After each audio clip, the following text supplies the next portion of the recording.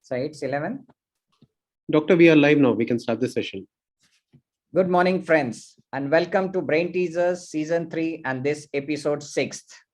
The signature tune of Brain Teasers, which you have been following since last 2 years. And participation, much more. It's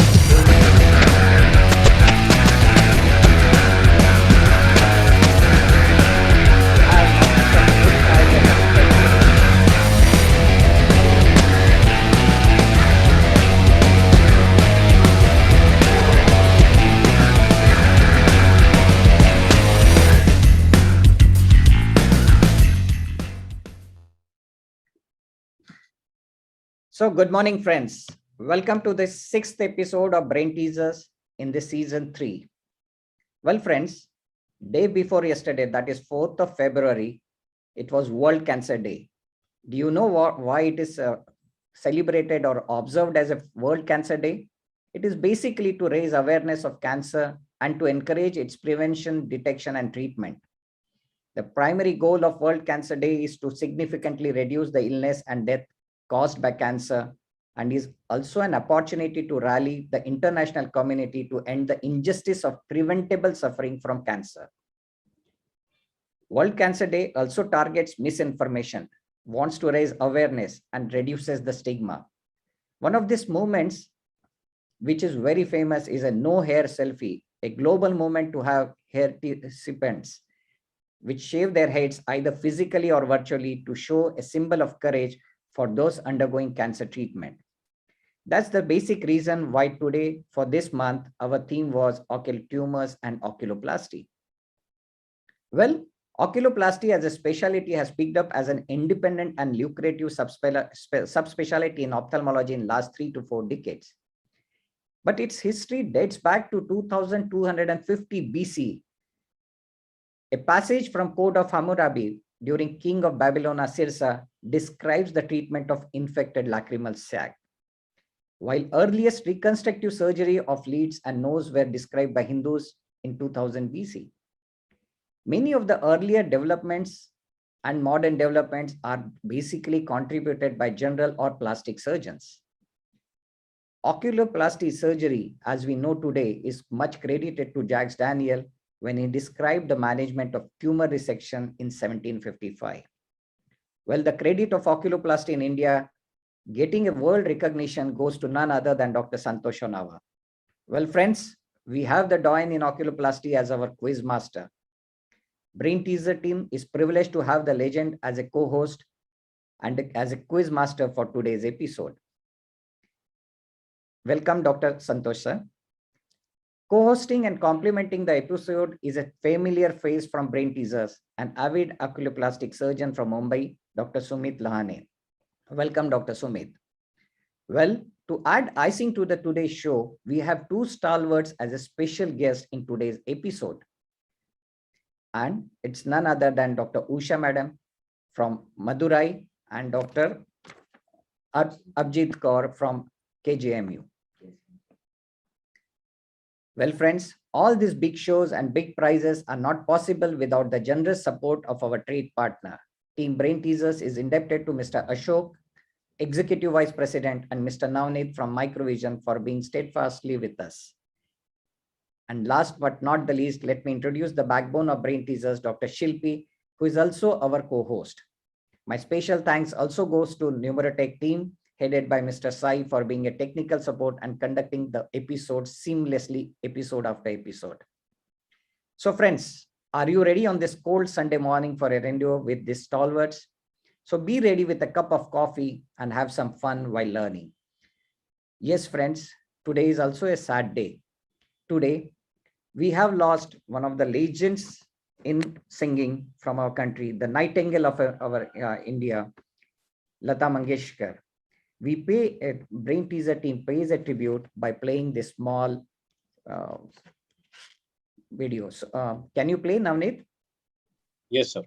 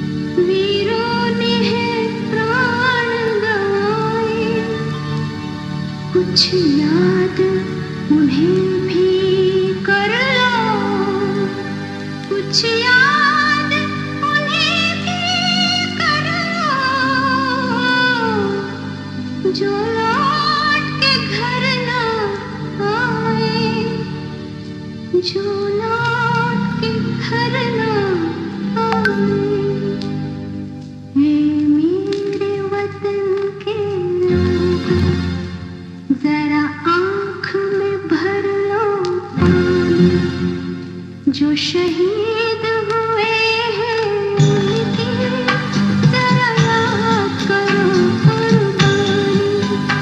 मेरे वतन के लोगों, जरा आँख में भर लो पानी, जो शहीद हुए हैं उनकी जरा याद करो कुर्बानी।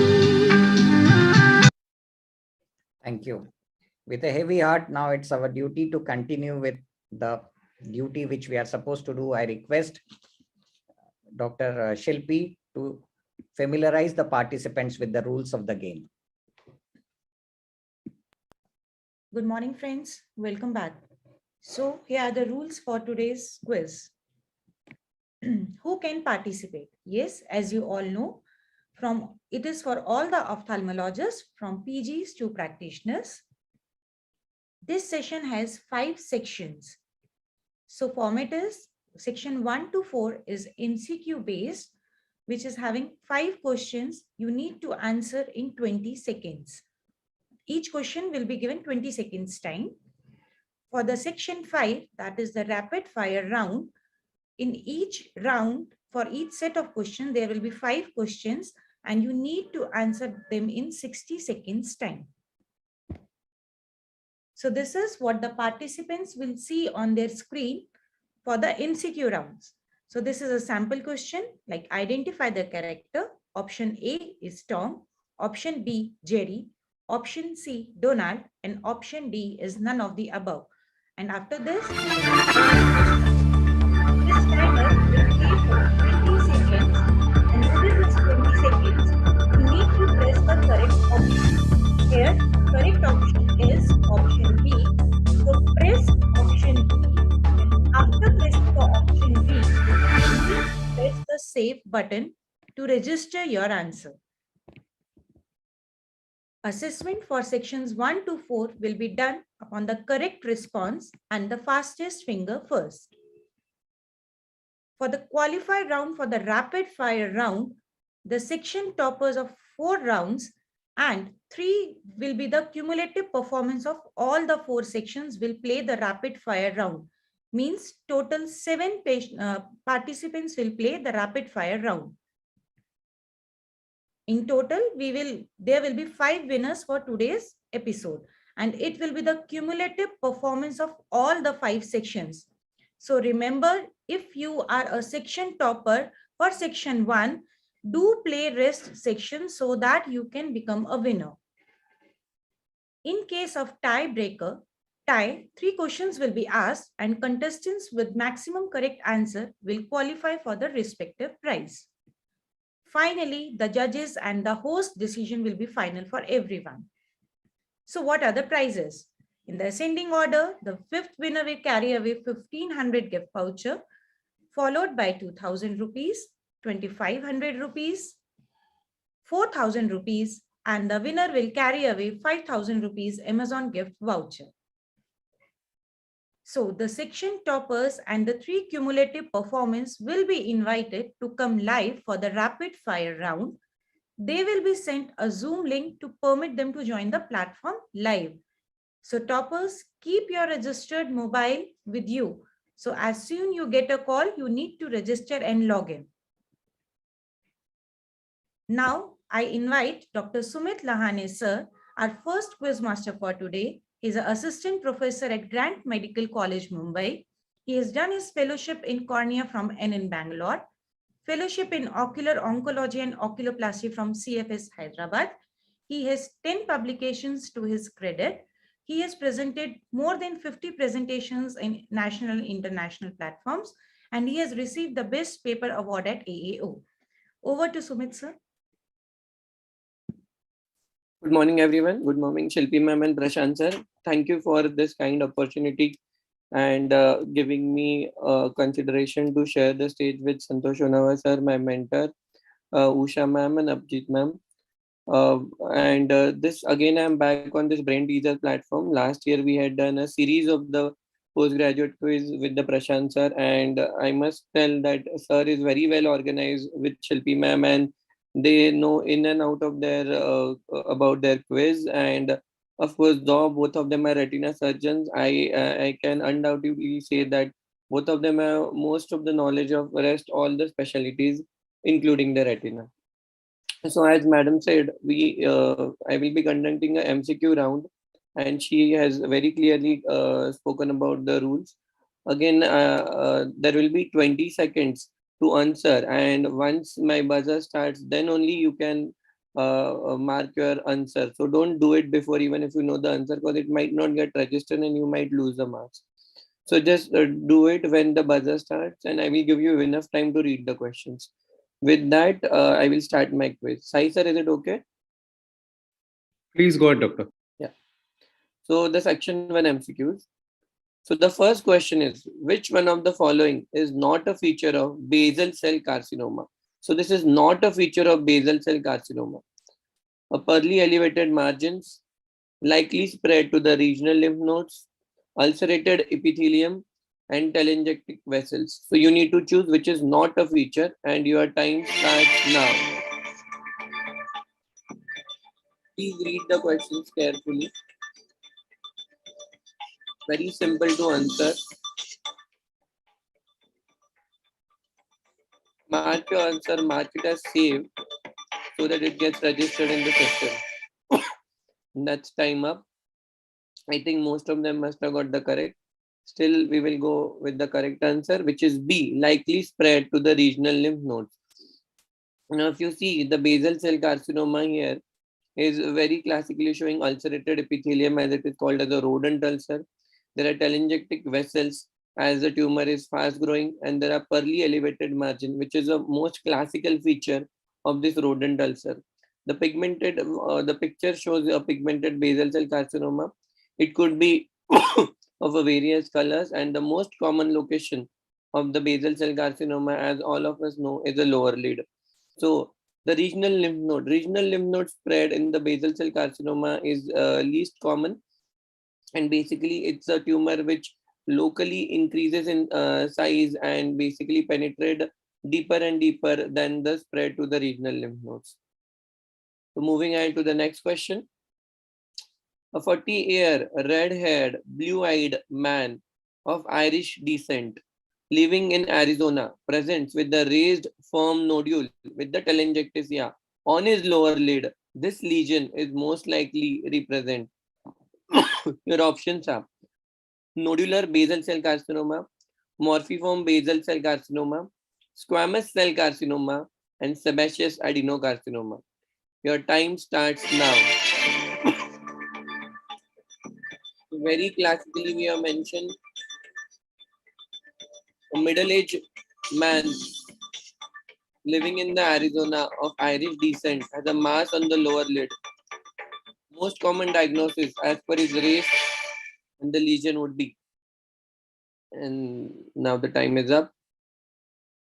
And it is again related to what we discussed in the first question on the same line, nodular basal cell carcinoma. Now, why it is so? It's very simple that we need to know that malignancy has its own etiological factors. Environment and the racial distribution is one of very important etiological factors of any malignancy.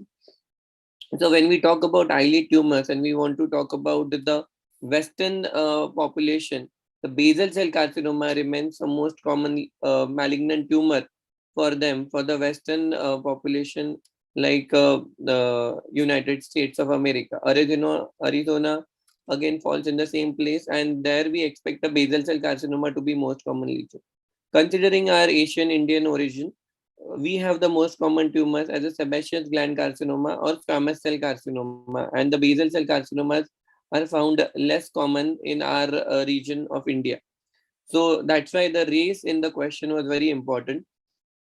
So again, basal cell carcinoma, most common lesions, as I told you, it is lower lid, medial canthus, and the upper eyelid. But if the question is asked, which is the most dreaded or most extensive lesion that has more tendency for an extension is again a medial canthus. Just because on the medial canthus, the vascularization is more, the spread of the tumor is very fast. And many of the times this medial canthal basal cell carcinoma cannot be treated with the local excision and needs a whole altogether exentration. So basal cell carcinoma, as per the location, the prognosis depends. Now, one entity that I added specifically here is a morphiform basal cell carcinoma. This we do see very less clinically because only 10% of the basal cell carcinoma present this way. This appears as an elevated scar. This appears as an elevated scar or the skin thickening, and nobody basically thinks this as any malignant lesion because the margins are not very classical as described in the book of basal cell carcinoma. But this is basically infiltration of the malignant cells into the epidermis and dermis, leading to this kind of a lesion. So this is rare, but we should know and we must know that this could be a basal cell carcinoma lesion, and an incision biopsy can very well prove that. Moving ahead next, the CT scan examination, which will be shown to you, is from a 55-year-old man. Which one of the following is least likely? It's a least likely in the differential diagnosis. This is the CT scan. You see there is a lesion in the left orbit that has been shown, and your options are, it is metastatic prostate carcinoma, sphenoid wing meningioma, fibrous dysplasia, or metastatic melanoma. Your time starts now. So the question specifically here I'm talking about is least common. Which could be the least common of this? One of this is exception in a 55-year-old gentleman. Sorry that you can't see the timer because of picture, and your time is up. So here, if you see very well, you see a isodense lesion, okay, very well defined along the lateral wall of the orbit. But what I wanted you to notice here is you see the hyperostosis of the bone. In a simple language, the thickening of the lateral wall of the orbit is noticed, and which is not there at all on the right side. Now, what does this indicate? That the tumor is creating this hyperostosis kind of a reaction in the bone. Which tumors create that? It's a metastatic prostate carcinoma, sphenoid wing meningioma, and the fibrous dysplasia. All are responsible. All are responsible for this kind of a hyperostosis. Okay. Now, metastatic prostate and sphenoid wing meningioma are expected in the elderly population. Fibrous dysplasia is again in the younger population. Why I'm trying to tell you like this is, if you know the age, you know the exact clinical presentation of the disease, you can obviously clinically pinch the diagnosis and even the MCQ answers. Malignant melanoma on the other side is very aggressive tumor, and basically it does not stay where it starts from. Even a small eyelid or the conjunctival malignancy can spread completely to your liver and to your nasopharynx and can create a metastasis instead of hyperostosis. So in this, a 55-year-old gentleman is least likely to have a metastatic melanoma. I hope that is clear. So now next move to the fourth question in the section. What surgical method would be most appropriate for the reconstruction of the posterior lamella? This is again regarding your eyelid, and the options are a Cutler beard flap, bipedical myocutaneous flap, full thickness skin graft, and the hugest transconjunctival flap. And your time starts now. Whenever there are lid tumors or some lid trauma and we have to cut the entire lid and reconstruct, there are very less methods available to construct the posterior lamella, and it is best if it can be done by the same tissue. Correct. I hope everyone got the hint. And the correct answer for this hugest transconjunctival flap. This is basically a method. I will show you the video where we do a posterior lamellar reconstruction. It's a large video. I will just run through it. So when you have a large tumor and it is XI, so this is the large tumor, and as we know, we take a 4 millimeter clear margins clinically, and then excise the tumor. This is how it is done, and we create a defect. This is a small animation, so you don't have a you don't have a conjunctiva left. So what you can do is anterior lamella can be taken from the skin, and the posterior lamella can be taken from the upper lid conjunctiva. This genius technique was basically devised by Dr. Hughes, and it is very well known by his name. And you need to do a second step where you will basically separate those slabs. I will just show you surgically. So this is how we have created the defect. We measure it, and this is how we take a posterior lamella from the upper lid. Video courtesy, of course, the brilliant surgeon among us, Dr. Santosh Onawar sir.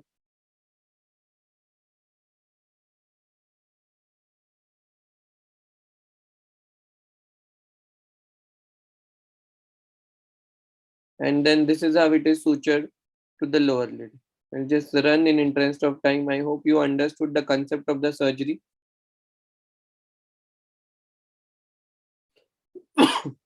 Moving ahead with the last question of the first section. Which of the following is found in the blepharophimosis syndrome? So it is which of the following is a feature of a blepharophimosis syndrome, and your options are uriblepharon, ankyloblepharon, epiblepharon, and telecanthus. Your time starts now. Blepharophimosis syndrome, a very commonly found anomaly.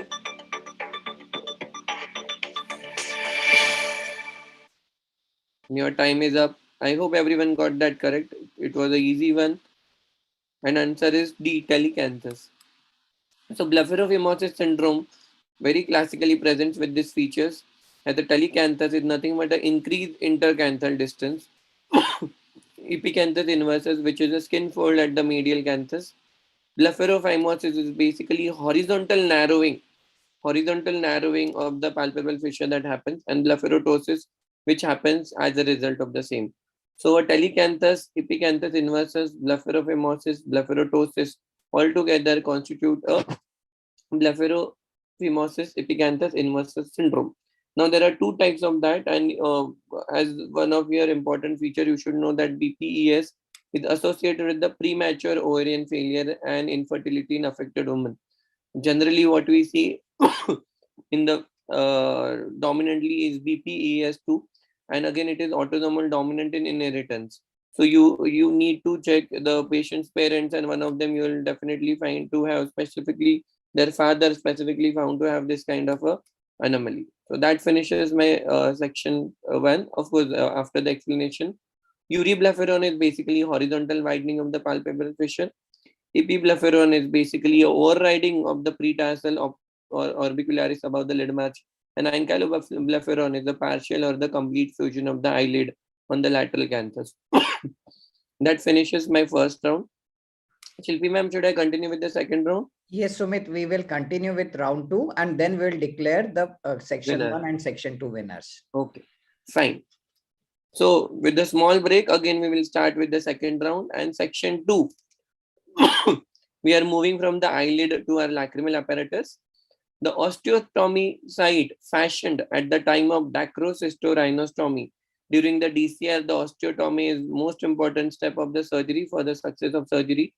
Is fashioned at the time of, is adjacent to the wall of Hasner, enlarges the opening of the common duct. It is adjacent to the superior turbinate, or it is within 10 millimeters of the cribriform plate. And your time starts now. Basically, it's all about osteotomy location and what does osteotomy does in the DCR. Very important, very commonly performed surgery, even during post-graduation and by the oculoplastic surgeons.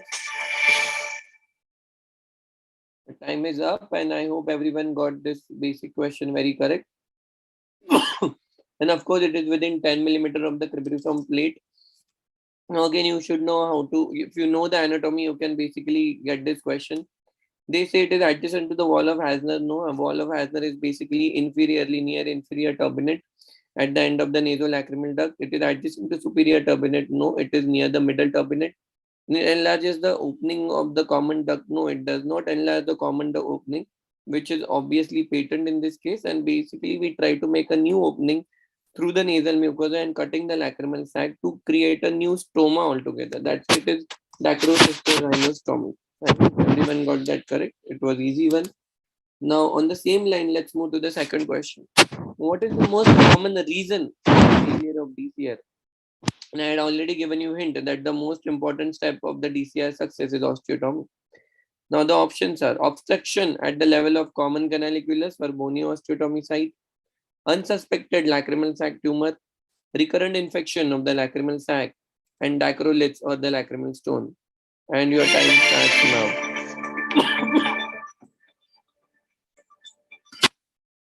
DCR surgery failed. Patient comes back to you within a month or two with a complaint of watering. You're clueless what went wrong.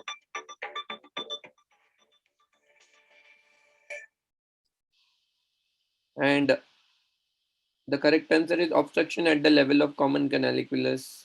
Now, are others not the causes for the failure of DCR? Of course, they are the causes for the failure of DCR. But if you see the question properly, it is most common reason. That's why I stress upon most common reason. Unsuspected lacrimal sac tumor, they are there, but they are very rare. Recurrent infection of the lacrimal sac can do that, can convert a sac into a fibrotic one, and a dacroliths, again, one of the very important reason.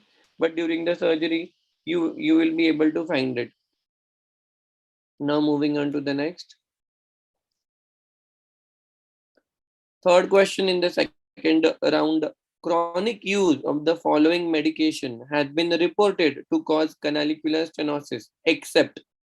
The question is except which medication, and these are your options: ecothiopate, hydroxyuridine, epinephrine, and atropine. And your time starts now. Canalicular stenosis is one of the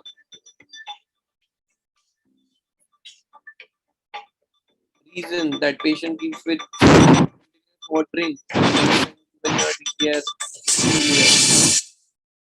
Okay. I hope everyone got that correct. As you know, hardly we use any of this drug, ecothiopate, hydroxyuridine, epinephrine. Atropine is used quite commonly, even topically. So in such cases, of course, the common drug will have a least common have the minimum side effects or the minimum therapeutic index. So of course, the atropine does not cause a canalicular stenosis. Others do. That's why they are not in very common use. What I want you to understand here is the inflammations like Stevens-Johnson syndrome, ocular pemphigoid, herpetic trachoma are the reasons the canalicular stenosis happens, along with the drugs, of course. Moving on to the second last question. The 8-year-old boy has a 2-week history of rapidly progressing superior-nasal mass that does not affect the vision. See very clearly, it does not affect the vision. Examination shows proptosis pushing the child's eye down and out, down and out. Okay. Again, it is eccentric kind of proptosis, and the best management includes all except the options are CT scan, anterior orbitotomy with the biopsy, MRI scan, or observation. And your time starts now. So here in your OPD, you get a patient. Parents show a picture 2 weeks back and it was completely normal. The passport size picture was completely normal, and suddenly you see a huge proptosis of more than a centimeter, and you need to pinpoint the correct line of diagnosis.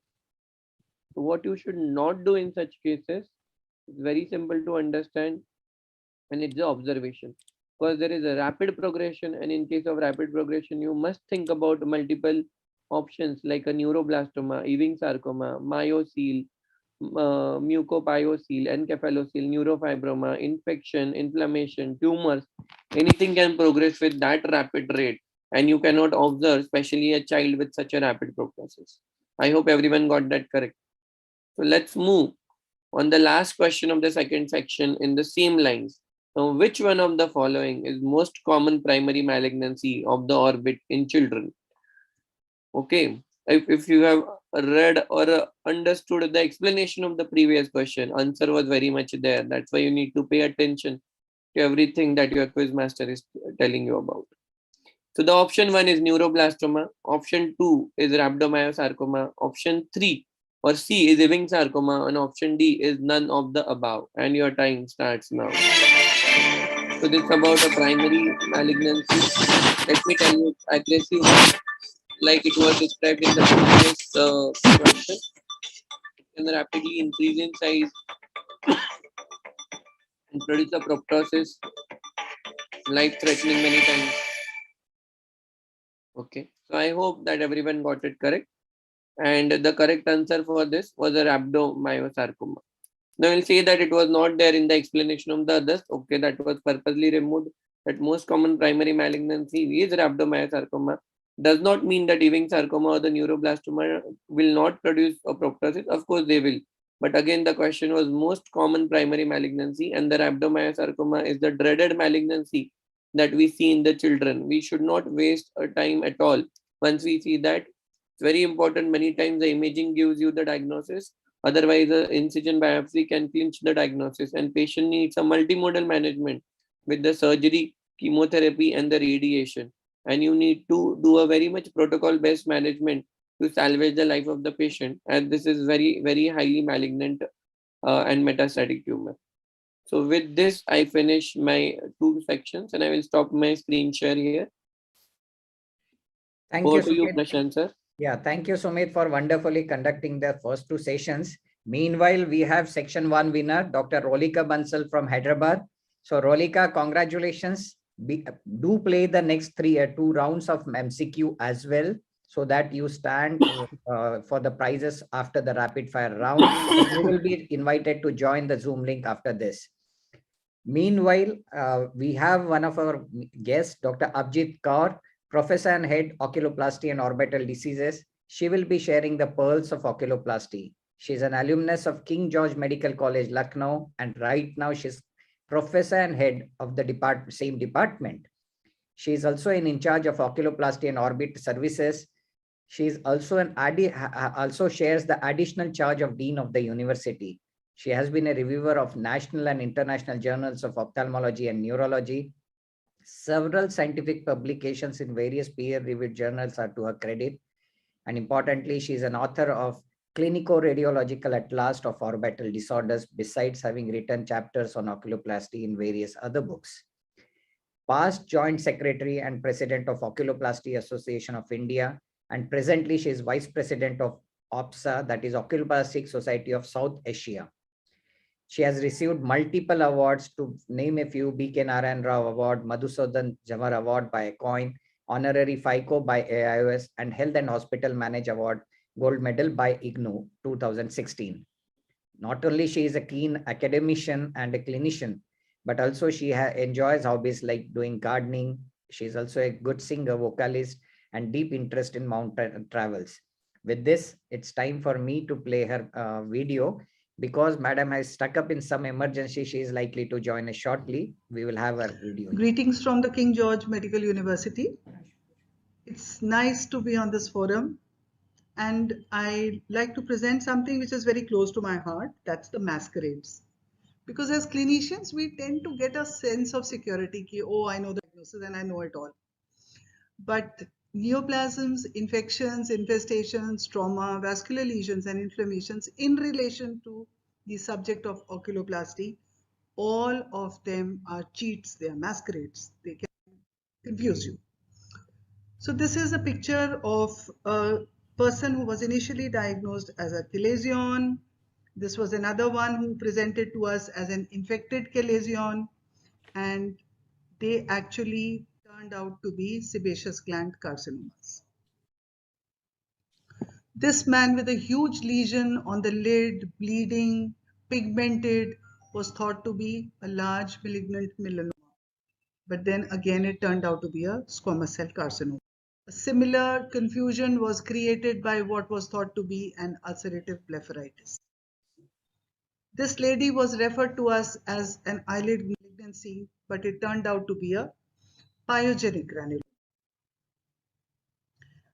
This young man had pouring pus. Who would have thought that it would be anything else other than a lid abscess? But when the radiology was done, there was this huge bony defect and the mass was growing in. This was a classic eosinophilic granuloma. Another lady who presented with chronic dacrocystitis like picture was actually operated for a DCR, went ahead and developed this swelling again. On histopathology, turned out to be a lymphoma. Orbital cellulitis is a common masquerade for rhabdomyosarcoma. You see, this is intensely enhancing, and the histopathology is absolutely classic. This is the same child after response. Painless proptosis of long standing with a recent increase in size actually was diagnosed as a lymphangioma because of this huge cavity and large macrocystic like appearance, but on histopathology turned out to be a cystic schwannoma. Very, very unusual case. The point which bothered me was, why is there a fistula so low and why is there so much pus inside? Out of inquisitiveness, I put in a probe through the fistula, felt these wooden foreign bodies which were removed.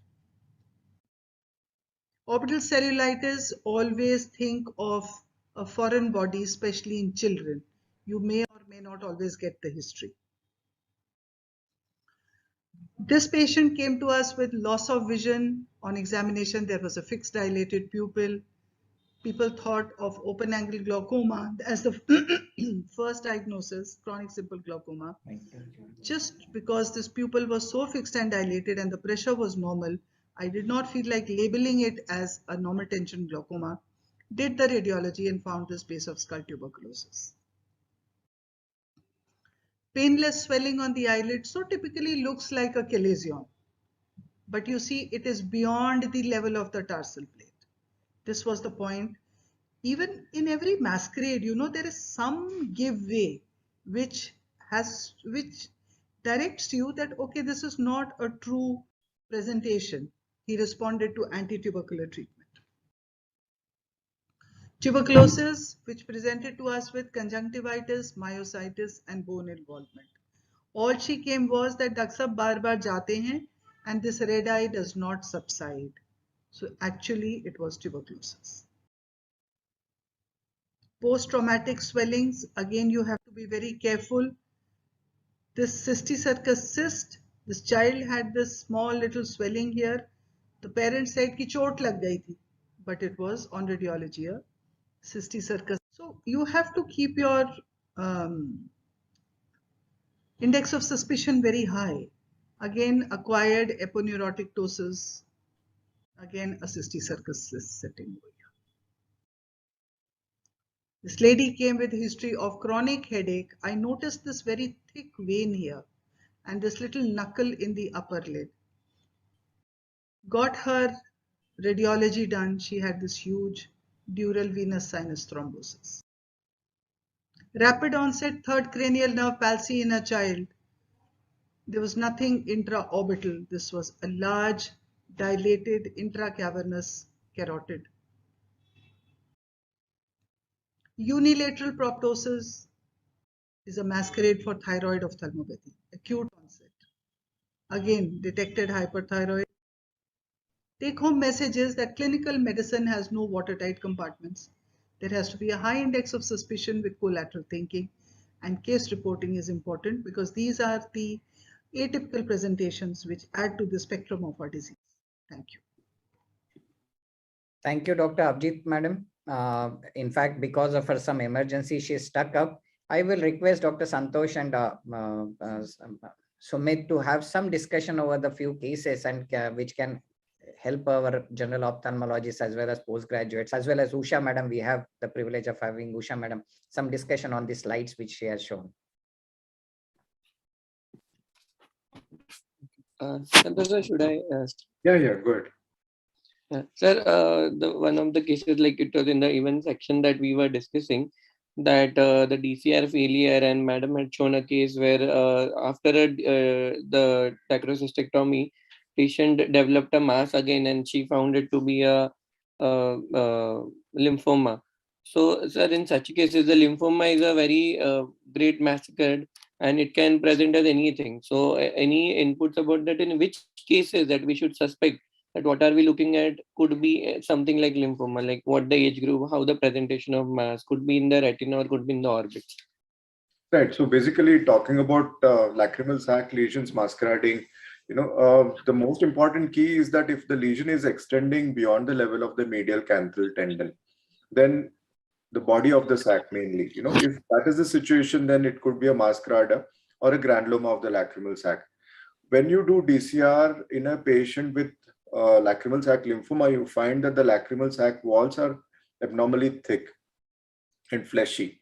Generally, lacrimal sac wall is very thin and pliable, whereas if it stands stiff when you cut it and it has a fleshy architecture in the cross section, then you're dealing with lacrimal sac lymphoma. Lacrimal sac lymphoma occurs in the walls of the lacrimal sac and then goes on to obliterate the lumen of the lacrimal sac. And the third tip is that if there is unilateral telecanthus, if the distance between the midline and the medial canthus is abnormally lengthened on the affected side, then we should definitely look for a masquerade. That doesn't generally happen in a patient with routine chronic cystitis. Bloody regurgitation is another tip off. If the quality or color of the regurgitation that you produce on syringing or Roplas is not mucoid, mucopurulent, or watery, if it is blood stained, if it is blackish, greenish, pinkish, or any abnormal color, you should suspect a masquerade. Thank you, sir. Usha, No, I think lymphomas occurring in the sac is quite rare. And as you said, all the lesions which are presenting in the sac will have all the features that you've mentioned. I think it's very important that it doesn't cross the upper limit of the upper limit doesn't cross the medial canthal tendon. Number one, and as you said, the distance between the canthus and the nasal bridge should be consistent on both the sides. And if there is an increase, then obviously you have to suspect. It's quite rare to see a lymphoma of the lacrimal sac, but more common is the salmon patch or the ones which present as proptosis, where we see a lesion. But I think in such scenarios, it's often referred to an oculoplastic surgeon. So for a general practitioner, I think what would be striking most would be a salmon patch, which should not be left alone or misdiagnosed. It has to be handled very carefully. Salmon patch is a classical sign of a lymphoma. That's something we have to remember. So it's very pinkish, fleshy, and it's subconjunctival. And that is something that no general practitioner should miss. Thank you, madam. Thank you for the input, Santosh sir.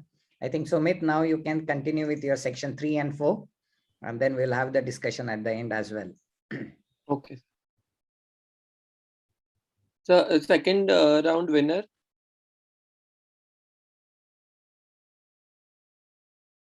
So we have the section 2 winner, Dr. Ashutosh Kumar Wellington from Chennai. Congratulations, Dr. Ashutosh.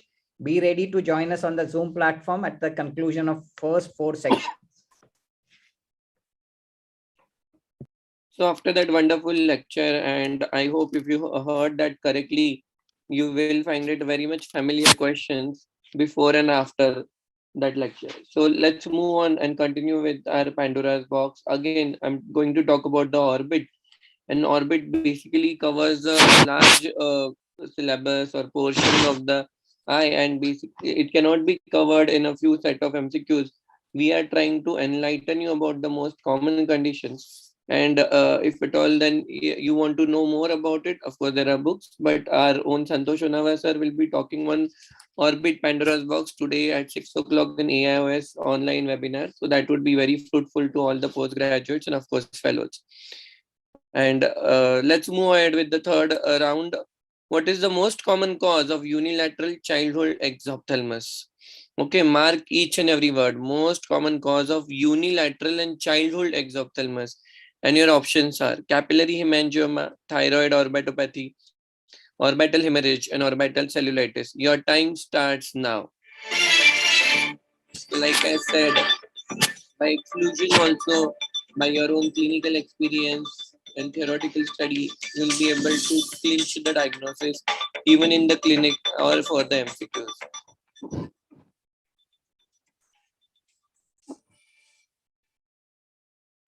And the time is up.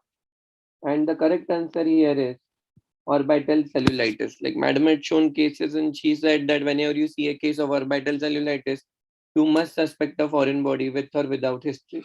Now you'll say, why not capillary hemangioma? It's the most common tumor. Of course, it is most common. But again, what we are asking about the one that causes the exophthalmos, and capillary hemangioma extending into the orbit is very rare. Same question would have been adult instead of a child. The thyroid orbitopathy was a very correct answer. Same question would have been a traumatic unilateral exophthalmos. Orbital hemorrhage would have been a very correct answer. But for this, orbital cellulitis fits the answer as the most common cause of unilateral childhood exophthalmos.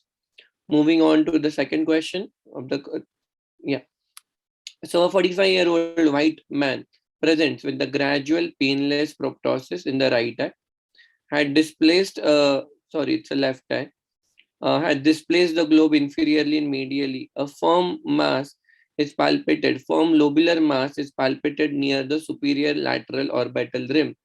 Vision is not affected. CT scan has been shown. The next step in the therapy should be options are a 2-week course of systemic steroids, incisional biopsy, excisional biopsy, or metastatic workup. Okay. Since it's a long question, I want all of you to read properly, and your time starts now. See it very carefully. A middle-aged white man with inferior and the medial displacement of the globe, and you can obviously palpate the lesion. You see a heterogeneous mass and the lacrimal gland area of the left orbit. Okay, I hope everyone got that correct. And the correct answer is excision biopsy. Okay, now the very simple explanation for this is, instead of all this theory, I will try and tell you here that of course if you suspect that it to be a lacrimal gland inflammation like dacroadenitis, and if you give steroids with the antibiotic cover, you are completely correct. But this generally unilateral dacro with such a large mass is not a inflammatory mass. Okay. Secondly, clinically, how will you differentiate that? Are you looking at the early tumor of the lacrimal gland or the dacroadenitis?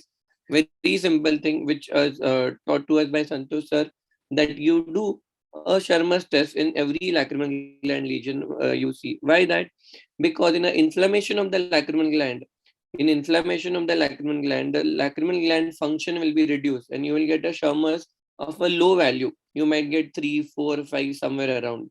But in the early cases of the tumor, let it be even a pleomorphic adenoma, till the lacrimal gland architecture is not destroyed, you will still have a normal lacrimal gland function and you'll get a proper Sherman. So that's very clinical test that can be performed itself in the clinic and your office, and you can diagnose what are you looking at. Incisional biopsy, see if you see a lesion and if you can read your scans well, you can see this is a very well encapsulated mass. So whenever you have a very well encapsulated mass, could be benign, could be malignant, it would be very good that you try and do excisional biopsy, because you don't want to penetrate the tumor, let the tumor cell go away, cause the seeding in the orbit, and then try to excise and then make your management complicated itself. So the excisional biopsy is the correct answer in such a well-defined lesion in the middle-aged man. Now, what this could be, if I want to write a differential diagnosis, my first will be epithelial tumors. Of course, pleomorphic adenoma is what I will suspect in such a case. Let's move on to the next question. All the findings, clinical findings, can be associated with the golden heart syndrome, except your options are eyelid coloboma, lipodermoid, Duane syndrome, and proptosis. And your time starts now. This is something that we see often. Whenever you see a lipodermoid, limbal dermoid, you need to completely assess a child, not to miss a syndromic association of golden hair. I hope everyone got that correct. And of course, correct answer is proptosis. Proptosis is more of a feature of a craniosynostosis than the other anomalies. Golden hair is basically abnormality of the first and the second brachial arcs, and you do have eyelid colomomas, lipodermoid Duane syndromes, macrophthalmus, anophthalmus, optic nerve hypoplasia, colobomas, preauricular tags, fistulas, and palatal and facial clefts. Everything is a feature of golden hair syndrome. This is one of the picture you must have seen in your OPD such child. It's basically a golden hair syndrome. Moving on to the next question. Which systemic condition is incorrectly paired with the skin lesion? It's incorrect pair, okay? The options are Sturge-Weber syndrome with the nevus flammus, ataxia telangiectasia with the capillus spots, incontinentia pigmenti, hyperpigmented macules, or the splash pent we call it as, and tuberous sclerosis with facial angiomatosis. And your time starts.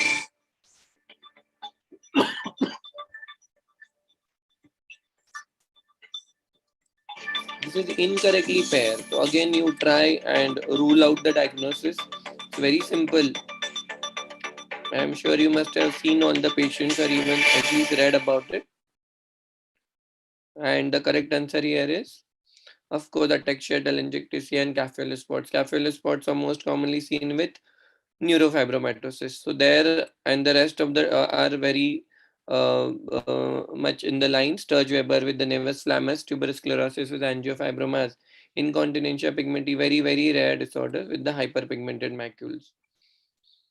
So now we come to the end of our third section, and all the following syndromes involve the are basically a craniofacial synostosis, except, so you need to know which is odd man out here, and the options are Crozon syndrome, Collin-Treacher syndrome, Uppert syndrome, and Pfeiffer syndrome. And your time starts now.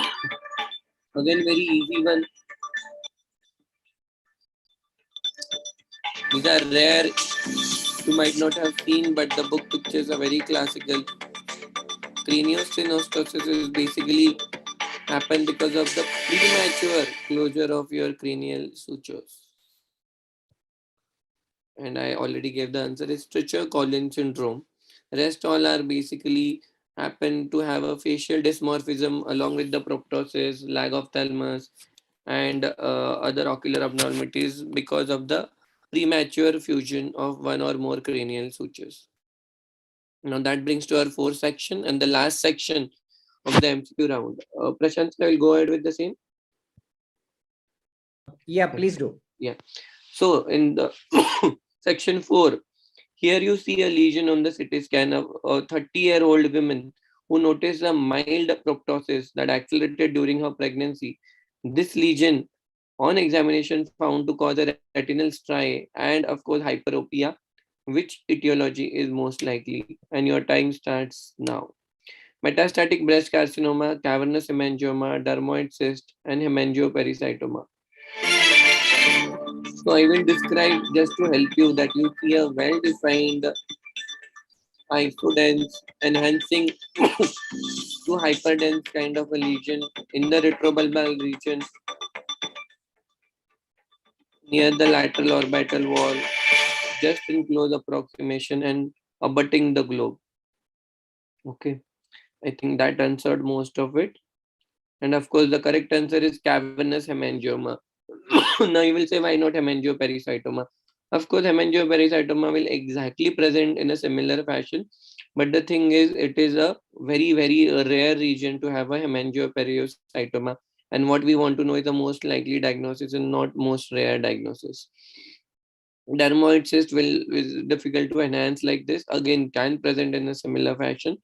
Metastatic breast carcinoma should be excluded because if at all you have seen these cases, this case basically presents with the anophthalmus more commonly than presenting as a proptosis, and it will not cause such a well-defined mass even if it has to cause a metastasis in the orbit.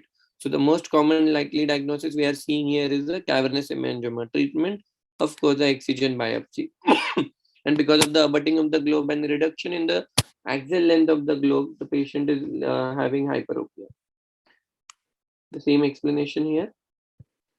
Now, moving on to the next question. Concerning thyroid-related orbitopathy, the most common recommended surgical order of therapy is, so you have a case of thyroid orbitopathy, they can present with everything from proptosis to lid retraction to a squint. And how will you operate? The first option is you do a decompression, then strabismus, then eyelid surgery. Option 2 is you do a retraction surgery, eyelid surgery, then decompress and then do a squint surgery. Or you do a decompression first and then do eyelid surgery. Squint might get corrected. And option D is eyelid retraction surgery first, then squint, and then you touch the orbit if at all. Your time starts now.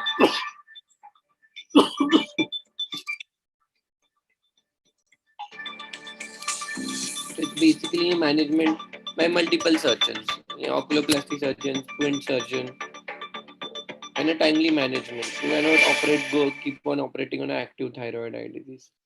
So I hope everyone got that correct. If not, the answer is it's orbital decompression. Of course, because if you do orbital decompression, the position of the eyelid is going to change. Correct. And even though if it is going to be vertical, then even the squint angles are going to change. So you do a decompression, followed by you do a squint, because many times if the superior rectus is involved and you do a vertical muscles, then again your eyelid position is going to change. And after everything, whatever the retraction is remaining, that can be very well corrected. So it's orbit, then squint, and then the eyelid surgery. We'll go in that fashion. It's O, S, and E. So now moving on to the next question. Proper treatment of orbital mucormycosis includes all of the following except, and the options are stabilizing the underlying disease process, whatever it may be. Option B, debridement of all devitalized tissue, including exenteration if necessary. Option C, amphotericin B for 6 weeks. And option D is radiation of the orbit. And your time starts now. Mucormycosis as such is very rare presentation, used to be very rare presentation, but the COVID pandemic brought along with it even a pandemic, or you can say endemic of orbital mucormycosis, many times because of the uncontrolled sugars and the reduced immunity and high doses of steroids. And we did see a huge endemic of orbital mucormycosis. So the option answer here is radiation of the orbit. Mucormycosis is a deadly aggressive fungus, and the underlying disease most of the time is uncontrolled diabetes. So of course you need to control that. You need to debride all the tissues, and the primary site of infection, nose and the sinuses, has to be cleared.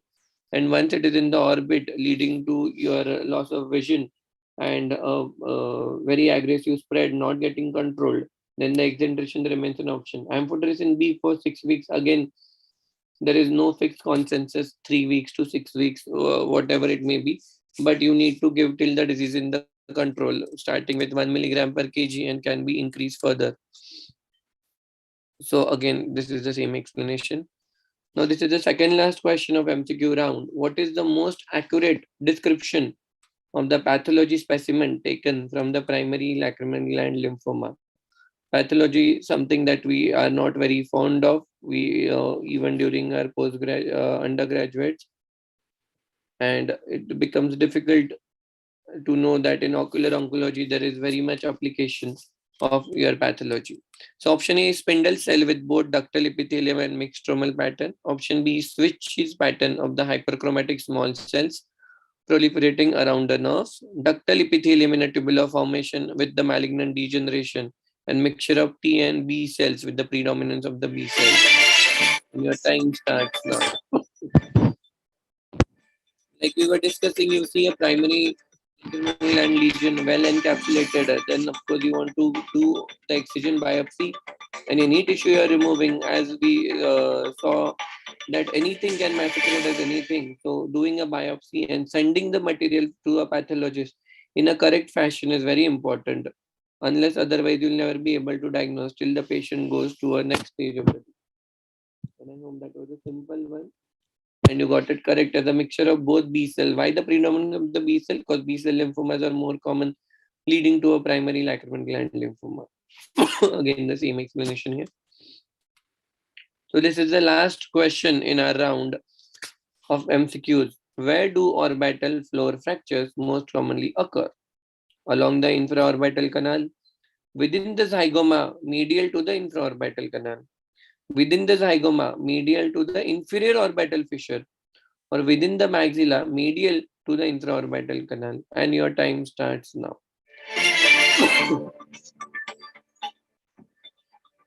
As we call it as blowout fracture, most common fracture of the orbit, post trauma, happens in the weakest wall. Very much studied MCQ.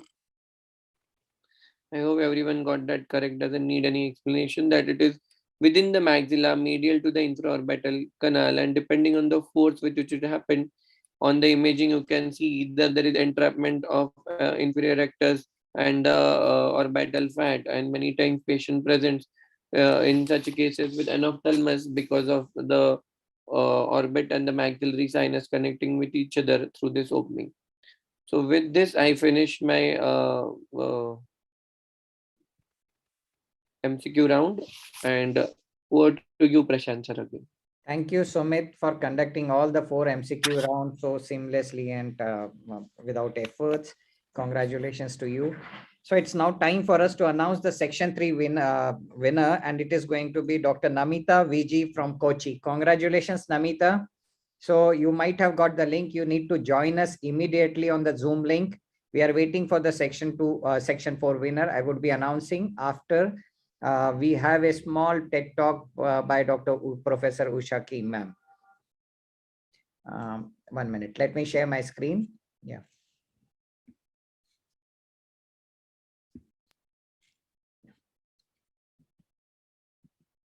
Yes. So it's our proud privilege to have Professor Usha Kim, madam, who is the head of the Department of Oculoplasty at Arvind Eye Hospital, Madurai.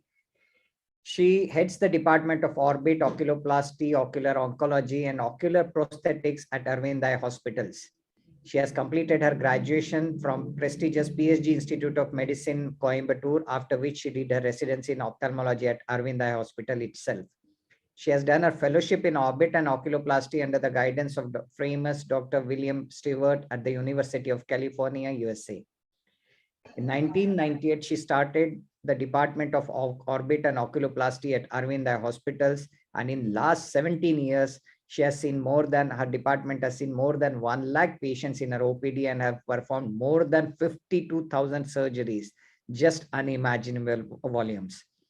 Dr. Usha set up the Ring of Hope initiative in 2004 to raise funds for the treatment of eye cancers.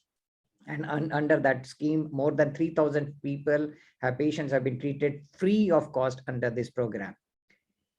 58 ophthalmologists have undergone long-term fellowship in oculoplasty under her, and 19 international fellows have undergone short-term training along with her. She has also trained 54 ocularists across the globe. She is also director of Allied Ophthalmic Personal Training Program since 2000 program. This program is accredited by JCA HPO USA. Deeply moved by the plight of hapless patient who discontinue treatment for want of money, Dr. Usha has set up that particular organization. Dr. Usha's unit is also a preferred destination for training in orbit and oculoplasty. In addition to her core clinical work, Dr. Usha Kim is also involved in key leadership positions at Arvind Eye Care Systems. She has received multiple awards. One amongst them is Vocational Excellence Award by Rotary Club of Madurai in March 2018, Women's Day Excellence Award by Lions Club of Madurai Delight District 324 in March 2015. She has been a best outgoing student of her school and college, and PSG Institute of Medical Science, Coimbatore, her alma mater, also honored her with the Scroll of Honor in January 2016. And most important is she is right now the president of OPAI, that is Oculoplasty Association of India. It's a privilege to have you with us, madam. Welcome. I will play the video on your behalf. And after that, we will have a small discussion to be done by Dr. Sumit Lahane and Dr. Santosh Onawar. Dr. Prashant Bavankule in particular for including me in this session on pearls in oculoplasty. This is a scenario where there is lid edema in a young child where you do not see much of an inflammation except that there is edema in the supraorbital region. Now, what we need to understand is this is just an inflammatory edema anterior to the orbital septum, so falls under the category of preseptal cellulitis. What is important is this edema is as a result of just a venous obstruction, which could lead on to a minimal erythema of the lid with no chemosis, no restriction of extraocular movements, no proptosis, and there's no visual functional deficiency. But here the treatment would just be oral antibiotics. We need not give any systemic antibiotics for this particular scenario. Versus this particular entity where there is severe lid edema and ptosis. Now, this falls under the category of orbital cellulitis, where the inflammatory edema is posterior to the orbital septum. This is the differentiating feature. In preseptal, it is anterior to the septum, whereas in the orbital cellulitis, it's posterior to the septum. There is periorbital edema, there is ptosis, there is lid erythema, chemosis, painful and restricted eye movements, which is what differentiates from the preseptal cellulitis. There is additionally proptosis and reduced visual acuity, which could eventually lead on to blindness because of the compression of the optic nerve and could end up in a cavernous sinus thrombosis if left untreated. So this requires hospitalization and intravenous antibiotics supplemented with steroids. Now, this is another scenario where there is an unresolving lid edema despite the systemic antibiotics which the child has been given for a period of 1 week. There is a suspicious history of injury to the right eye with a wooden stick, and this CT scan showed just an orbital edema initially. Despite the antibiotics, the patients did not have any resolution of the edema. So, a repeat imaging was done which showed a ash shadow, and on exploration there was wooden foreign bodies which had split into two. The patient was given parenteral antibiotics and parenteral steroids in order to control the inflammation, and the edema subsided subsequently. So we must remember that ophthalmologists are the first to see the patients with orbital injury. So a thorough history and a meticulous examination is mandatory, and intraorbital foreign body should be suspected even if the external injuries with pointed objects are very subtle, and if the CT scan reveals air, particularly in a linear configuration within the setting of an orbital trauma, a high index of suspicion of an organic foreign body should be maintained.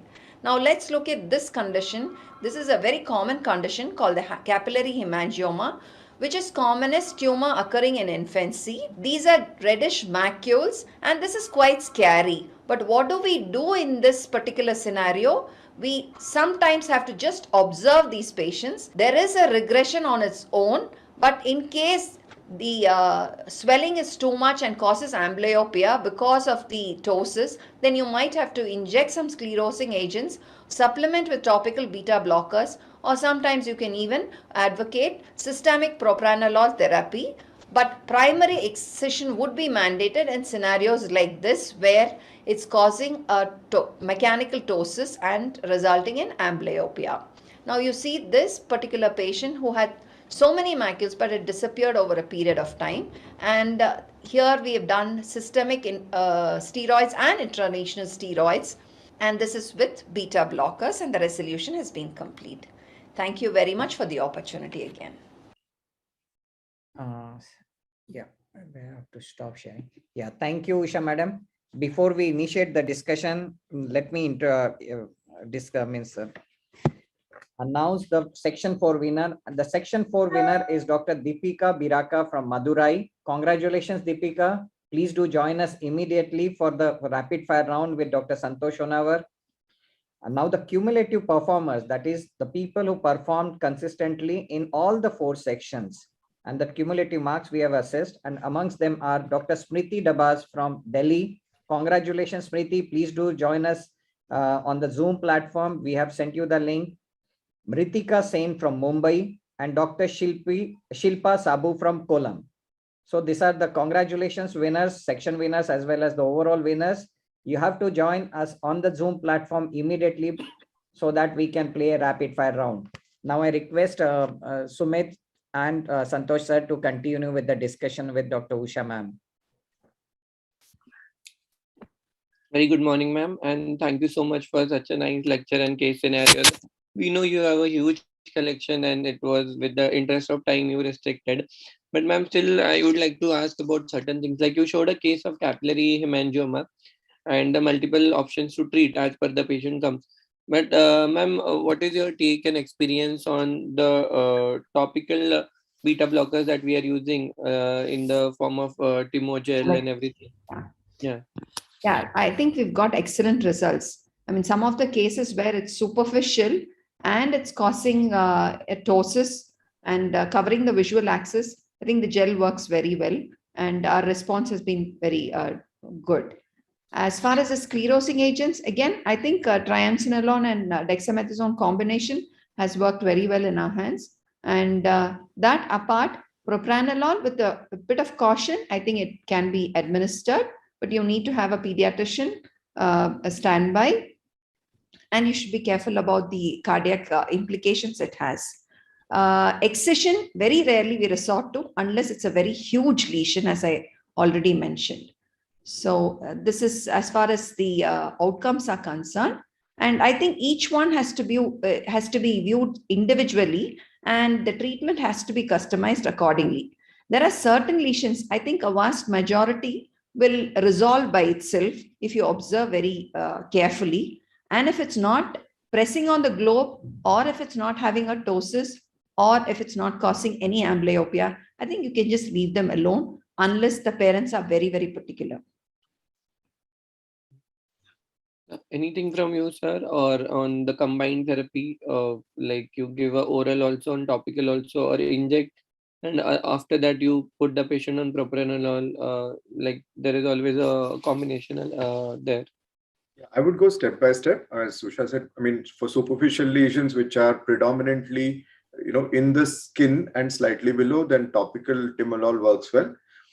In patients who are in the proliferative phase of the disease, by looking at the serial photographs, you can know that the lesion is proliferative. It is rapidly increasing. Then propranolol works very, very well. But if the lesion is already in the phase of plateau, that means it is not changing much, or if it is already in the phase of resolution, partial resolution, then propranolol does not work so well. Then you'll have to go for intralesional steroids. And also, if a patient has a very high risk of amblyopia, propranolol is a slow worker, whereas intralesional steroid is a rapid worker. So then you may prefer intralesional steroids. So Prashant, sir? Yeah, just one point to be added. I think even Abhijit had that point very clearly highlighted.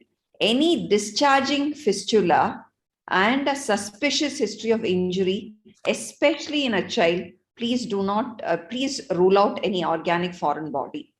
That's number one. And down south, we have a lot of ponds where children go and have a take bath, they dive in. So it's a common practice. So it's best to keep this in mind. That's one point I really wanted to highlight. Takeaway here is you see a child with the preseptal not resolving or orbital, you must do a imaging to rule out that you're not looking at something which you want to be missed or something. Prashant sir, over to you. We have meanwhile the few of the participants or the winners of the first 4 rounds are with us. Let us welcome Dr. Rolika, Dr. Namita, Dr. Deepika, and Smriti, who have already joined us on the Zoom platform. Congratulations to you, dear. Dr. Ashutosh Kumar Wellington is yet to join. Sai, can you look at other people?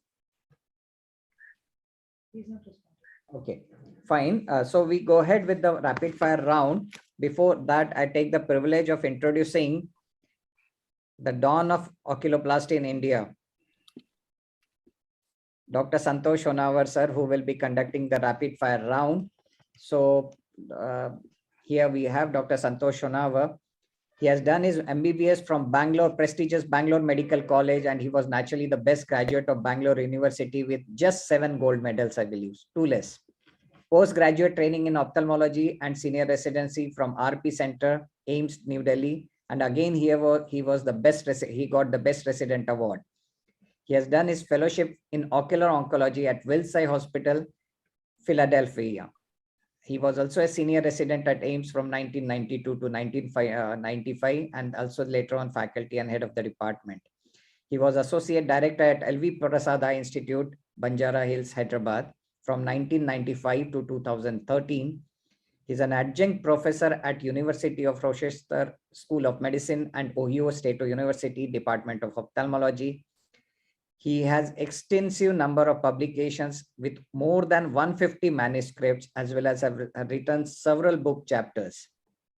Multiple awards to his credit: Pfizer National Award and Medallion, Colonel Rangachari Gold Medal Award by AIOS, Ziegler International Fellowship by Orbis International USA, Dr. Siva Reddy International Award by AIOS, Senior Achievement Award by American Academy of Ophthalmology, Shanti Swarup Bhatnagar Award by Government of India, and importantly, in December 2019, he was awarded the Life Achievement Honor Award by American Academy of Ophthalmology, and is the first Indian to receive this coveted award.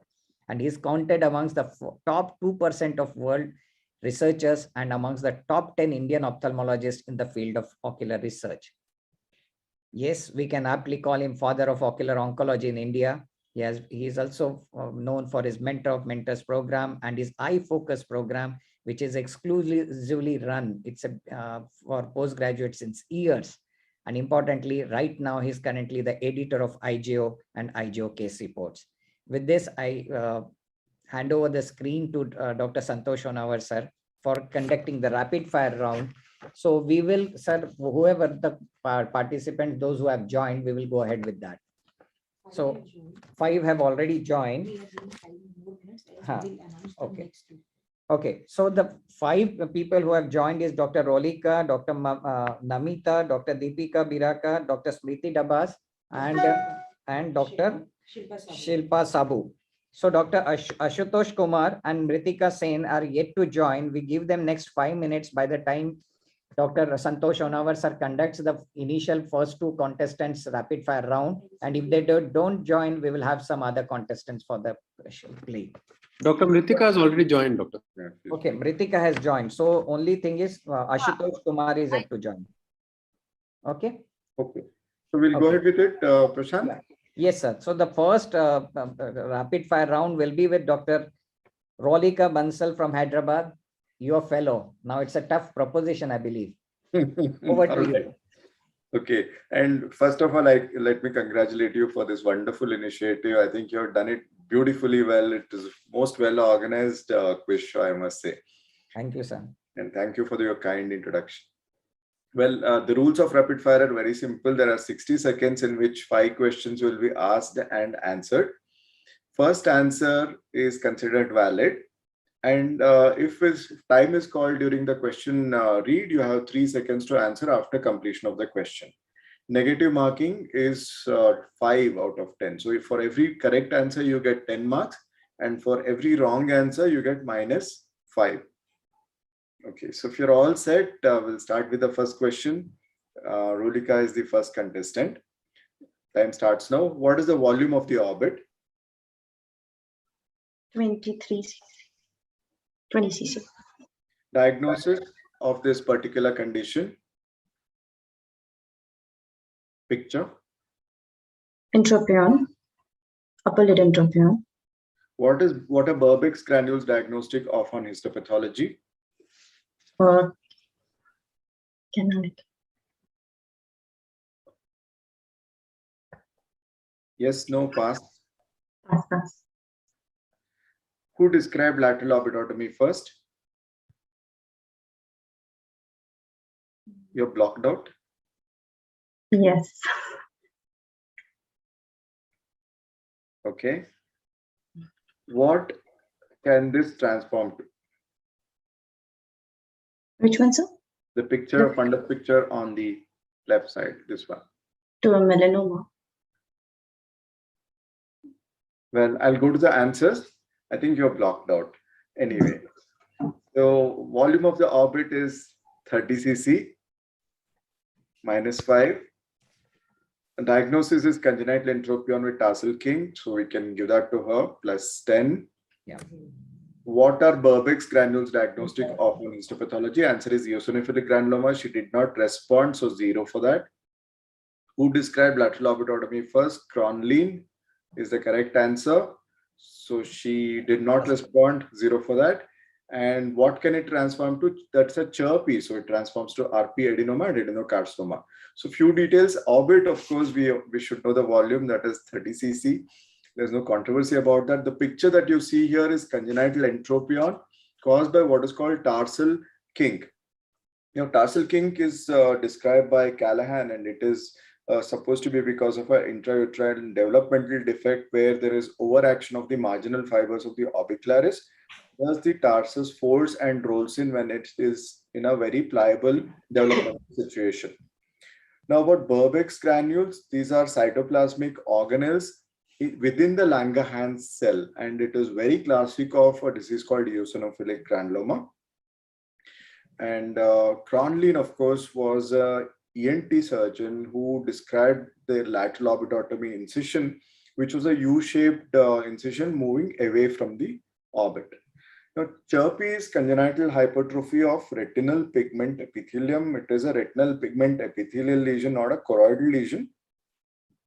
There are various morphologies for chirpy, but the one that you see here is a unilateral unifocal kind of a congenital hypertrophy of retinal pigment epithelium, which can transform to retinal pigment epithelial adenoma and subsequently adenocarcinoma. So whenever chirpy, which is supposed to be flat, increases in thickness, then it is mostly an adenoma. And when it starts developing abnormal feeder and draining blood vessels, just like you see in capillary hemangioma, and also it starts exudation around it, then it is adenocarcinoma. So we'll go to the next contestant. Who's the next one? Before I interrupt, I would interrupt. See, there were 7 people who have made it into rapid fire round. 6 were girls. The only guy was Ashutosh Kumar, and somehow he has not come on the Zoom platform. Girls must have scared him. Yeah, these girls can be very scary, I believe. Today's girls are really dominating, I believe. Are they scaring you in any way? So leaving that, we have the second in the section 2. Section 2 winner was on the second number was Saravanan Bhava B. Salim from Tamil Nadu. So Dr. Saravana Bhava B. Salim, can you please join us on the Zoom platform, and we can have him with the moment he joins us. So sir, we've just forgot before the section 1 rapid fire round with Rolika. Rolika is supposed to introduce us to herself to us in 2 lines so that we know about her. So after messing up so badly, I don't think I should do that. You'd rather not get introduced. Yes. See, I'm a fan of a Virat Kohli. So on a given day, Virat Kohli can score a duck or he can score a century. So it's not. This was a complete duck anyways, but... and if you're sitting across a man like Dr. Santosh Unawar, anyone who should be blank. Yes, anyways, I'm currently doing my fellowship with Dr. Santosh Unawar sir at Center for Sight, Hyderabad. And this was a complete duck. I'm really sorry. Good. Rolika, you did well. And in fact, remember, there was a lot of murmur which was happening amongst the quiz masters over here, the in-house team, that how come in section 1, the Santosh Unawar girl has come over here. So otherwise also people would have raised the, index of suspicion over here. I think I proved them wrong. But you have had hot coffee, you were totally blanked out. You knew the answers for all this, right? Yeah. No issues, sir. So now we move on to the next section, section 3 winner, Dr. Namita Viji. Can you come on the screen, Namita? Section 3 winner. Okay. Yeah, we will go ahead with Namita. You have to be on camera. Yes, sir. Can you introduce yourself in 2 sentences? Yes, sir. Yes, I'm Dr. Namita. I'm doing my fellowship in Giridhara Institute in Cochin. Pardon? You are? Giridhara Institute in Cochin. Oh, good. Great. Mariam. So you are oculoplasty surgeon. Mariam Pauli. Yeah. With Mariam Pauli. No, I'm not an oculoplasty fellow. Okay. All right. I'm an anterior segment fellow. Anterior segment fellow coming in oculoplasty. That's very nice. Okay. Should we go ahead then? Please, Yes, sir. All right. Your time starts now. What is the diagnosis of this histopathology slide? One on the top right.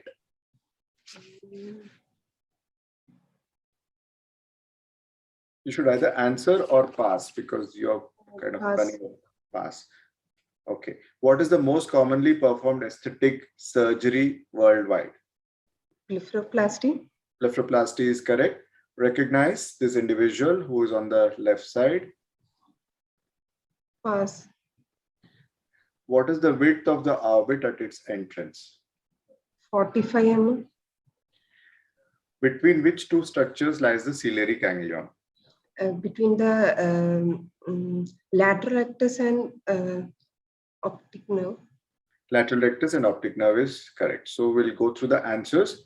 Cysticercosis is the correct answer. It is caused by the larva of Taenia solium.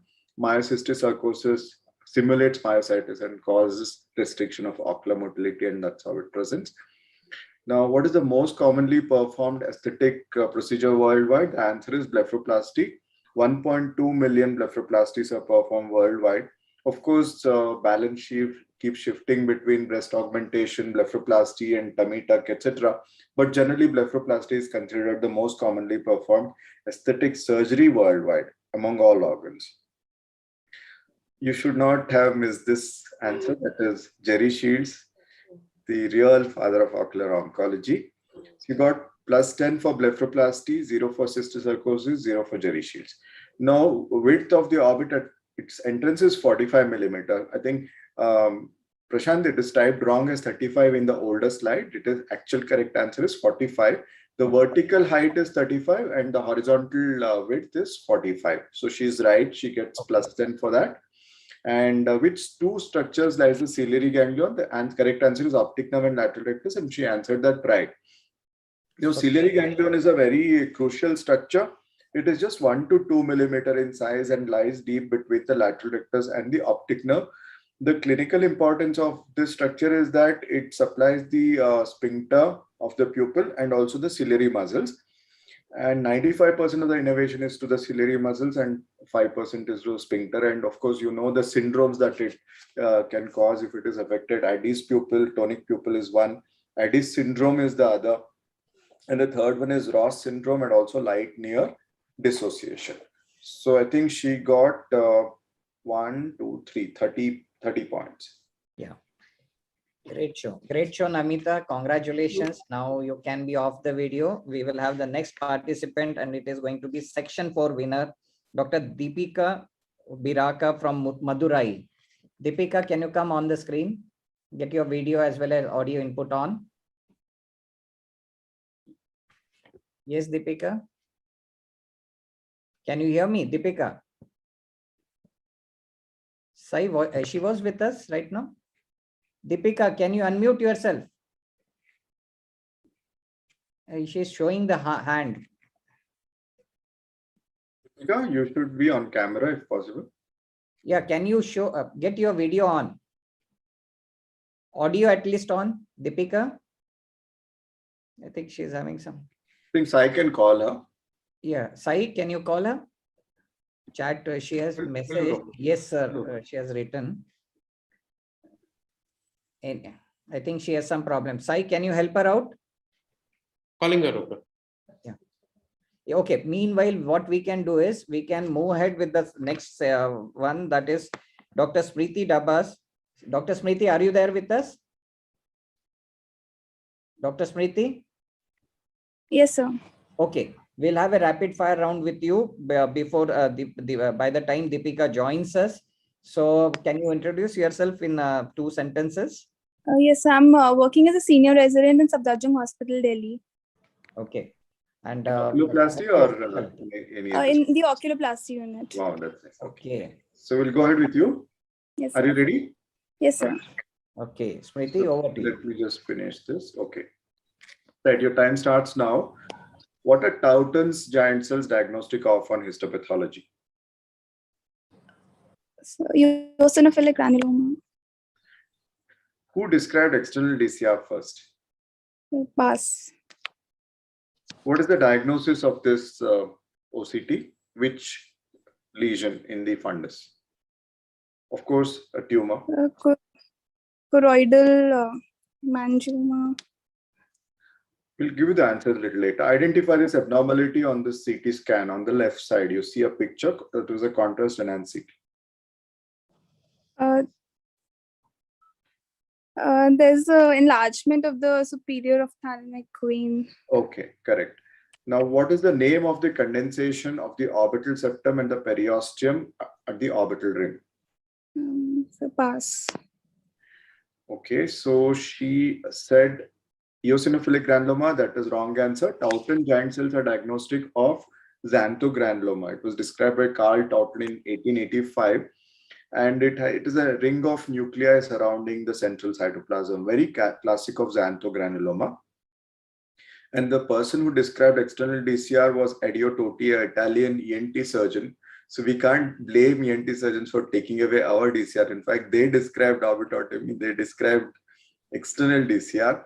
You did not answer that. So you get 0 for that. And that was a choroidal nevus. You see a smooth dome-shaped elevation with hypertrophic retinal pigment epithelium, which is seen in about 2/3 of patients. Overlying a choroidal nevus would be hypertrophic epithelium or RP changes in the form of drusen, etc. You said hemangioma, so you get -5 so far. And of course, that was a dilated superior ophthalmic vein seen in keratocavernous fistula, dural cavernous fistula, and also if it is not filling with contrast, then it is cavernous sinus thrombosis. Very classic, you got +10 for it. And the name of the condensation of orbital septum and periosteum is called arcus marginalis, which is a soft tissue landmark, especially when you're doing orbitotomy. And you can also do trans arcus incisional biopsy. So that concludes. So you get +10. +10. So well played. Give me 1 minute once again. So she got Zero. -5. Totti, she did not answer. Choroidal nevus is -5. 0. Superior ophthalmic vein is +10. So she gets 0. Sorry. No issues. Smriti, you played well. You played well. Anyone will be blanked out when you're staring at the face of Dr. Santosh Honavar, who is a doyen in oculoplasty. Don't blame me for everything, but see, that is the truth. I remember my older days, sir, when I used to be donned by people like you. Okay. So meanwhile, we have Dr. Section 2 winner, Dr. Saravana, who has joined us. Saravana, you are there with us? Yes, sir, I have joined. Great. Welcome, Dr. Saravana. Can you Thank you, sir. introduce yourself in 2 lines? Yeah, I am a professor here in Salem Medical College. And incidentally, I am very proud to be with Dr. Santosh, who is also my senior in MBBS from Bangalore Medical College. Okay, okay. Hi. So we really respect and really I'm in awe with you. In spite of having reached a professor's position, you are still keen learner. My teachers always used to say you have to be a learner or a student throughout your life, and you're proving you're a live example of it. So your brain teasers are the reason, sir. They are excellently conducted. There's a stimulus for us to just see what is happening and interesting to join and participate. Thank you, sir. Welcome. Thank you for your kind words, and over to you, sir, Santosh, sir. No, I'm scared to ask questions to a professor. No, sir. Okay, we'll go ahead.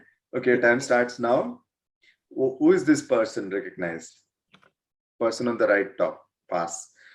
Which bones constitute orbital roof? Orbital floor of the maxilla. Orbital roof, yeah, roof. Orbital plate of the maxilla and the zygoma. Lateral. What is preseptal orbicularis oculi called? Name of the muscle. What is Reed-Sternberg cell diagnostic of on histopathology?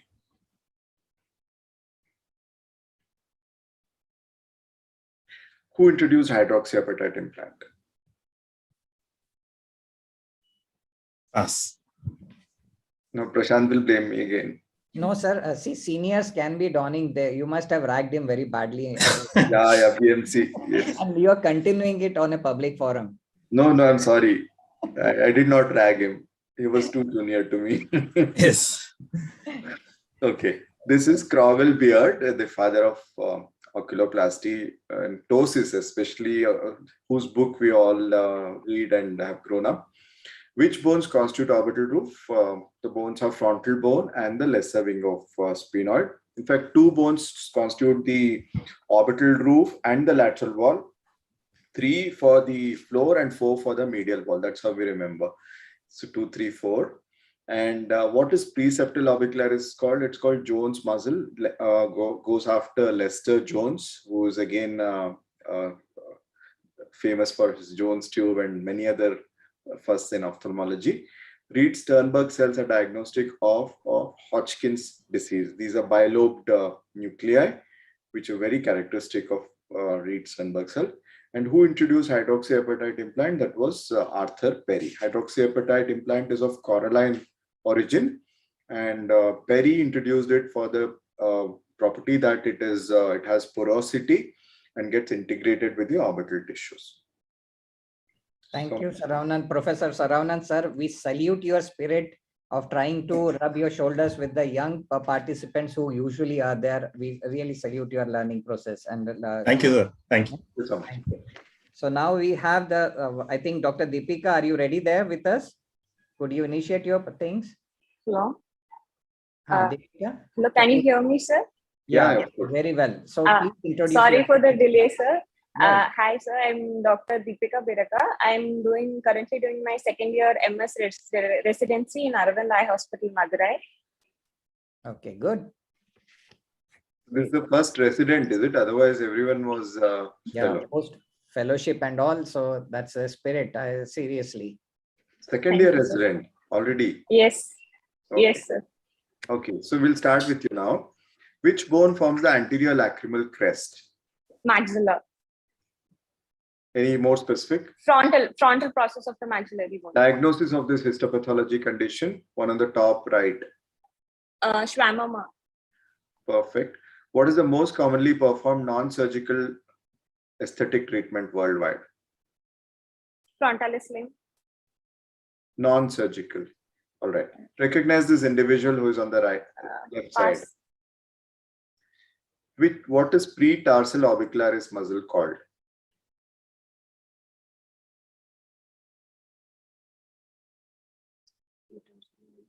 You have 16. Riolan muscle. Okay, so you finished well before time. Let's go through the answers.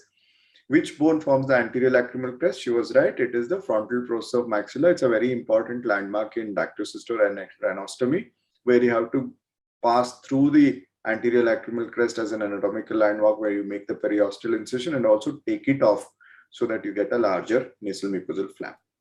Diagnosis of this histopathology picture is neurilemoma, because you see Antony A and Antony B areas, as well as very specific architecture and also Verroque bodies. So it is very specific of neurilemoma. What is the most commonly performed non-surgical treatment, aesthetic treatment worldwide? Answer is botulinum toxin injection. The last year's data showed that it was performed in 1.5 million individuals, more than the number of cataract surgeries. So Prashant, you should shift your attention to Botox. Well, that is Jack Rootman. Rootman is known for his work on orbit, and he's based in Canada. Very impressive personality. And pre-tarsal orbicularis oculi muscle is called Horner's muscle. Horner's muscle is responsible for lacrimal pump mechanism, because it tautens the medial part of the eyelid, tautens the eyelid and pushes it against the eyeball, and also results in creating a lacrimal pump mechanism by constricting the canaliculus. So it is Horner's muscle. So well played, Deepika. I think you scored. How much did she get? She got +10, +10, +20. Then Botox, she did not answer. Rootman, she did not answer. And Horner, she said wrong. She said Rallen. So she gets 15. So non-surgical, she replied sling. sling. Non-surgical, I think she answered commonly performed non-surgical was wrong. She answered as sling. Yeah, so she gets +10.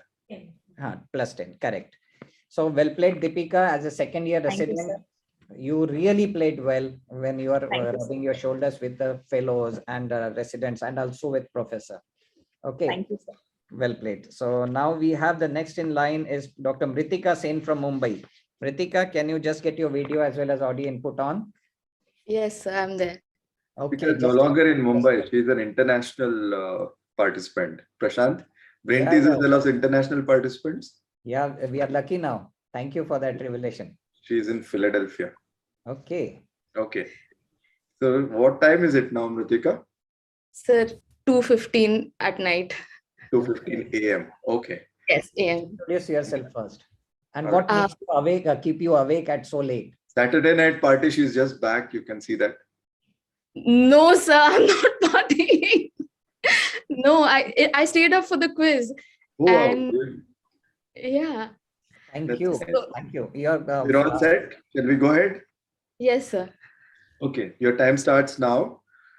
In which bone is optic foramen located? That's a wrong histopathology. Don't bother on The that. greater Which wing bone? of sphenoid. What did you say? The greater wing of sphenoid.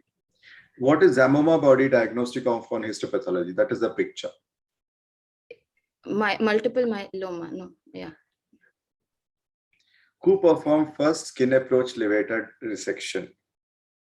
Pass. What is the angle between the medial and the lateral walls of the orbit? 45 degree. Diagnosis and specific gland of origin of this eyelid marginal tumor. This is a sebaceous gland carcinoma, and it is from the gland of Zeiss. Okay, so we'll go through the answer. In which bone is optic foramen located? It is located in the lesser wing of sphenoid.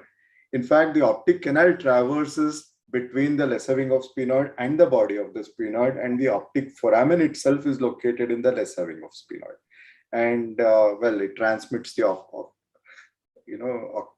the structures which are optic nerve and ophthalmic artery. Oh. Zamoma body is diagnostic on histopathology of meningioma. And it is a microscopic calcification, dystrophic calcification. Zama means what? Sand in grease. So it looks like sand in histopathology specimen. And this you should not have missed. First skin approach levator resection was by Everbush. In fact, it was called Everbush's operation for a long time. It was not a resection, it was actually a levator tuck, which has again become popular. Angle between the medial and the lateral walls of the orbit is 45 degree. You're absolutely right with that. And the diagnosis of this condition is sebaceous gland carcinoma. Zeiss glands are associated, they feed the eyelashes. So the first sign of Zeiss gland tumor is widening of the lid margin and also loss of lashes in that particular location. So she got -5 for greater wing of sphenoid, meningioma, Everbush, she did not answer. 45 degree and Zeiss gland she answered, so she gets +50. +10 it makes. No, +15, right? She answered wrong. She said Second was multiple wrong. myeloma. Yeah. Okay, she said multiple myeloma, so she gets +10. Okay. Okay. So meanwhile, during we didn't get the discussion. I mean, the introduction of Dr. Mritika Sen. She has added few pounds to my weight by being an attendee, international attendee. So let me know about her a bit. Yeah, Mritika, So, what are you doing there? I'm currently doing my fellowship at Wills-Eye Hospital with Dr. Shields, but I'll always be Dr. Hunava's fellow. But I don't know, I performed very badly today. And yeah, that's it.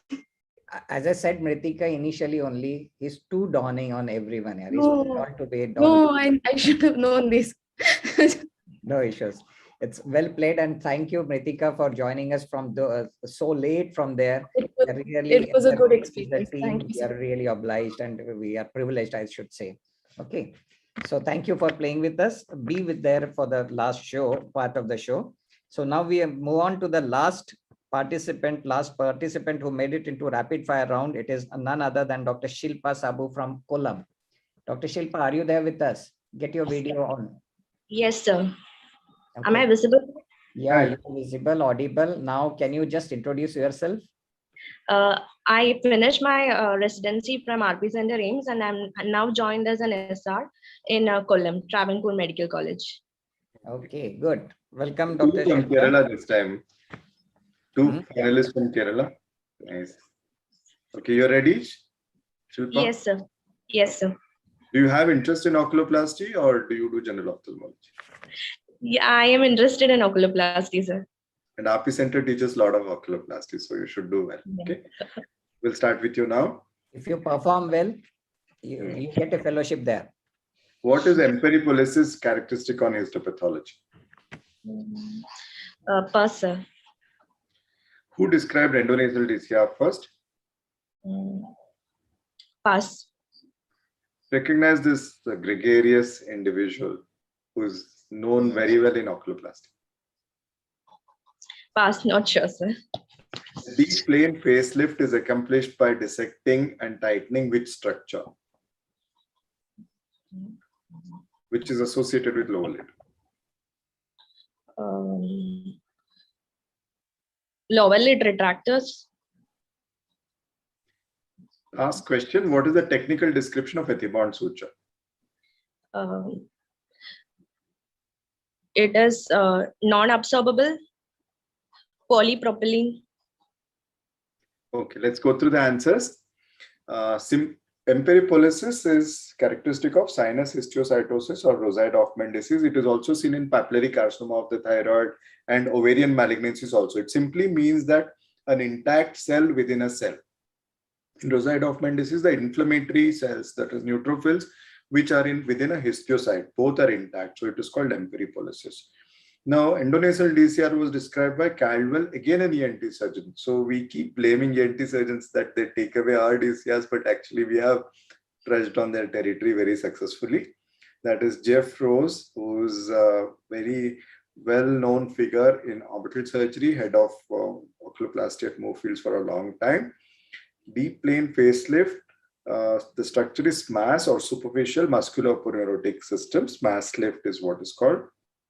The technical description of ethibond suture is polybutylate coated braided polyester.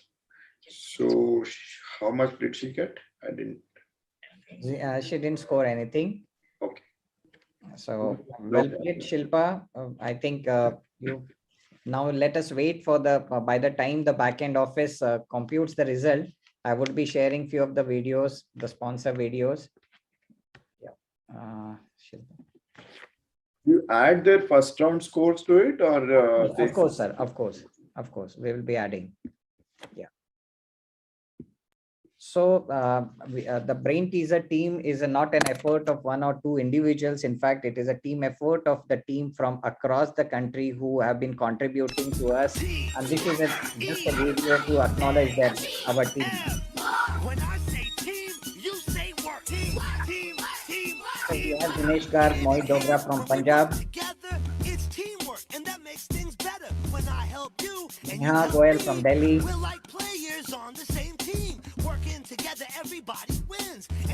We have Deepak Mishra, Divakant Mishra.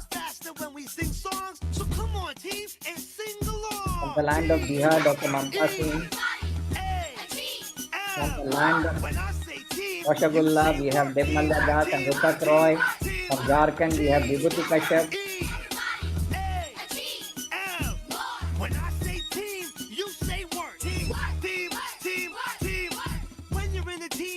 From Orissa, we have Anurag Mishra. From Rajasthan, we have Sonal, and from the land of Dokla, we have Dr. Purvi. From our Ganesha land, we have a huge team right from Akshay Nair to Karnataka. We have Dr. K.S. Kumar, Krishna Prasad. From Andhra, we have Madhu, Bhavya. And from Kerala, we have Mahesh, Gopal. From Nadu, we have Chandrasekhar, Navin Jaikumar, Rajendra, Anand Rajendra. It's a teamwork which contributes for keeping the quality upgrade besides the invited faculties who conduct the Brain Teaser platform on Brain Teaser platform various teasers. Yes, of course, remember, it needs a lot of money, and for running this show, we have kept it to television for their support, general support. All videos have you.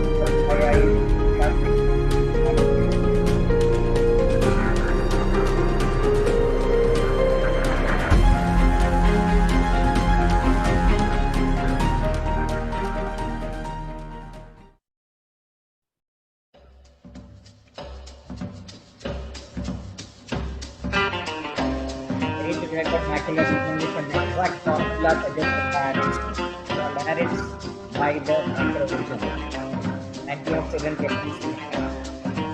supplement ideal supplement supply and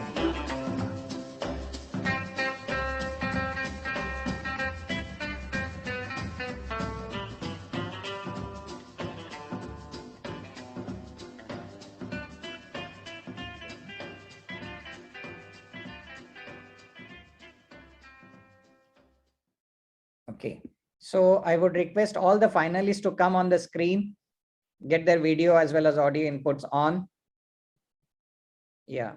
Sumit, you can come. We can have a small chat before we announce. Our backend office is ready with the final people who made it in top 5 people.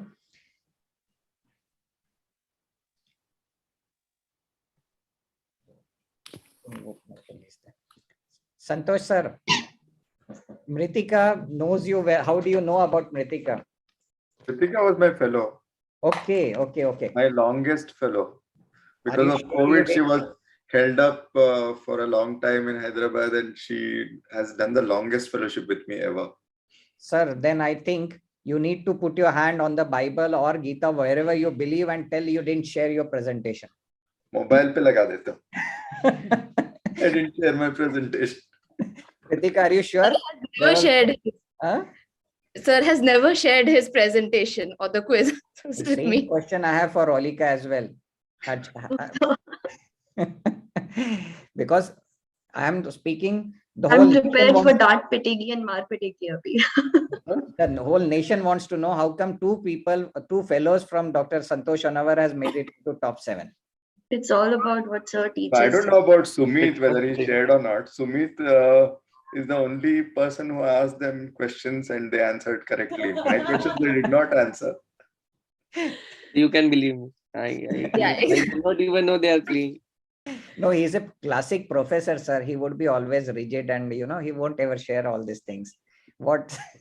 My questions Saranand, are sir? much easier, sir. Okay, okay. Good, I didn't participate. Okay.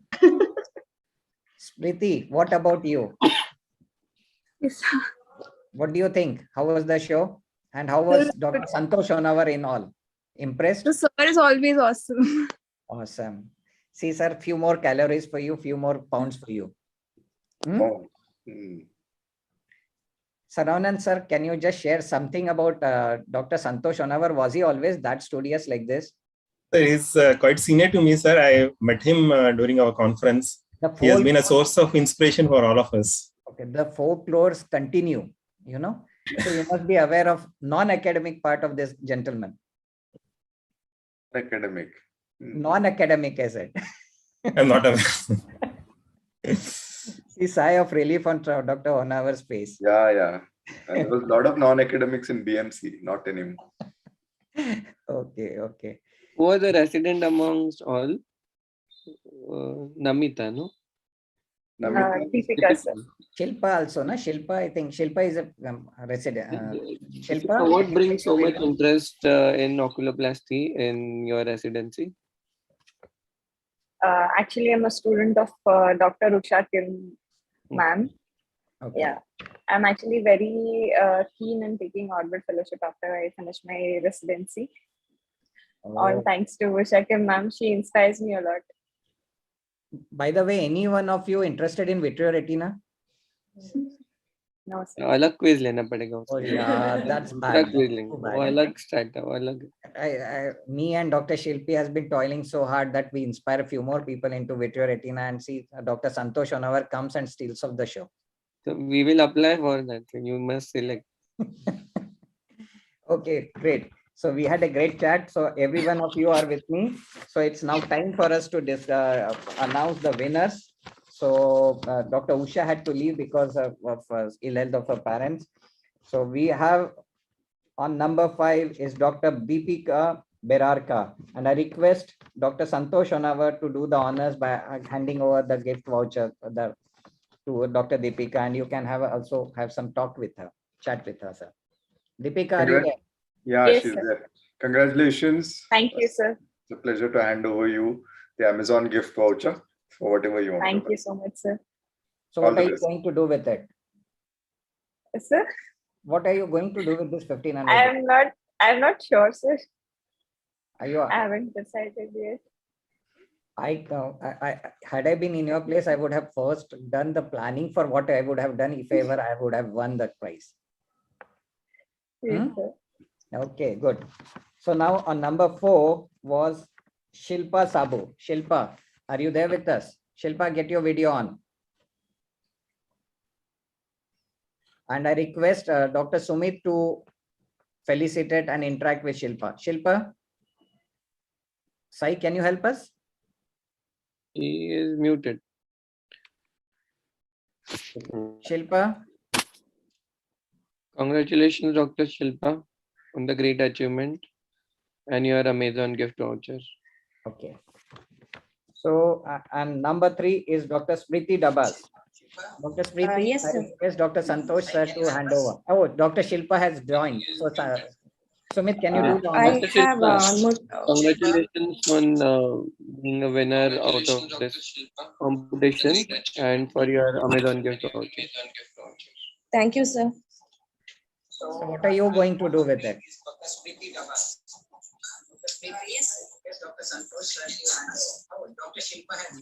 Yeah, I think there is some confusion. Two logins by someone, please. Okay, fine. Okay, now we move on to the third runner, that is second runner-up, that is Dr. Smriti Dabas. And I request Dr. Santosh Honavar sir to do the honors and chat with her. Smriti, come on live. Come. Yes, sir. Yeah. Congratulations, Smriti. You are the so winner much, of sir. the first runner-up, second runner-up. Second runner. The gift voucher of rupees 2,500 from Amazon. Congratulations and all the Thank you so much, sir. Good. So you are not a oculoplasty fellow for sure? No, sir. I'm just a senior resident at the moment. Some inclination towards retina? No, sir. Oh shit. No. That's too harsh on me. Fine. Congratulations, Smriti. Keep on playing Thank the you, sir. teaser quiz. And now we have a first runner-up, that is Britika Sen. It was worth staying awake, I believe. And I request Dr. Sumit to do the honors.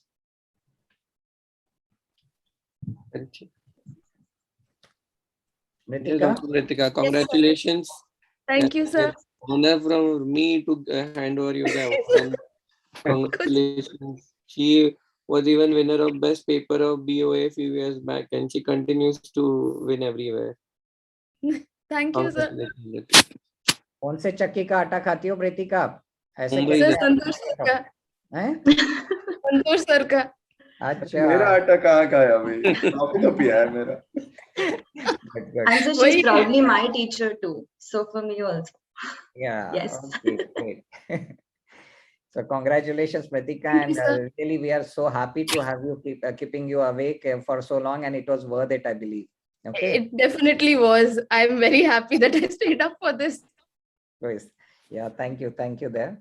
And Thank you, so sir. naturally the winner of today's episode is Dr. Namita Viji. Namita Viji, and I would request Dr. Santosh sir to do the honors. Namita, come on the screen. Thank you, sir. Thank you, sir. Congratulations. I think you've done really well. You're not an oculoplasty fellow, but still you did very well. Congratulations. So Namita, what is your next plan? As like others, I haven't planned anything yet, sir. Okay. So right now you are senior resident, you said, no? No, I'm a fellow, anti-segment fellow, sir. Okay, anti-segment fellow. But in this era of subspecialization, some inclination towards retina? Pediatric ophthalmology. Oh no, pediatric ophthalmology. That's great.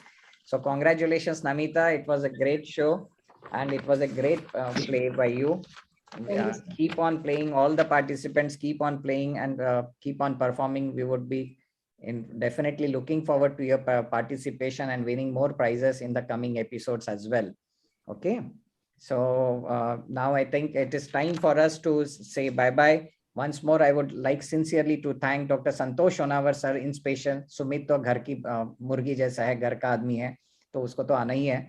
But Santosh sir, for sparing your valuable time and attracting such a huge crowd. It was in fact such a big following. I think whenever I see all the participants, they have mostly logged in They are new faces, many of them, and they have logged in probably because of you. And also my sincere most thanks to Dr. Abhijit Kaur ma'am and Usha madam for their pearls on oculoplasty for our viewers. So once more, dear friends, Brain Teasers is indebted to each one of you for keeping participating in our shows, show after show, and keeping us inspired to do more harder work and to raise the platform of Brain Teasers. Next episode is going to be on 6th of March. Again, the theme is going to be UVA. And we are going to have as my co-host Dr. Partho Pratim Muzumdar, a UVA consultant from Shankar Netralaya, and Dr. Anirudh Agrawal from PGI Chandigarh, who will be my co-host, and the theme is going to be UVA. So looking forward to meeting you one and all again at same time, that is 11 a.m. on 6th of March. So till then, bye-bye from here. Thank you once more, Santosh Honawar sir, for enlightening our show and for coming on our show rather. I think I must thank you and your team for this wonderful show that you have put together. Really nice. Congratulations. Thank you, sir. Thank you. Thank you, one and all. Bye-bye. Thank you, Prashant sir. Thank you, Thank you, Santosh sir. sir. Thank you, Shilpi ma'am. Congratulations all. Thanks. Take care. Bye.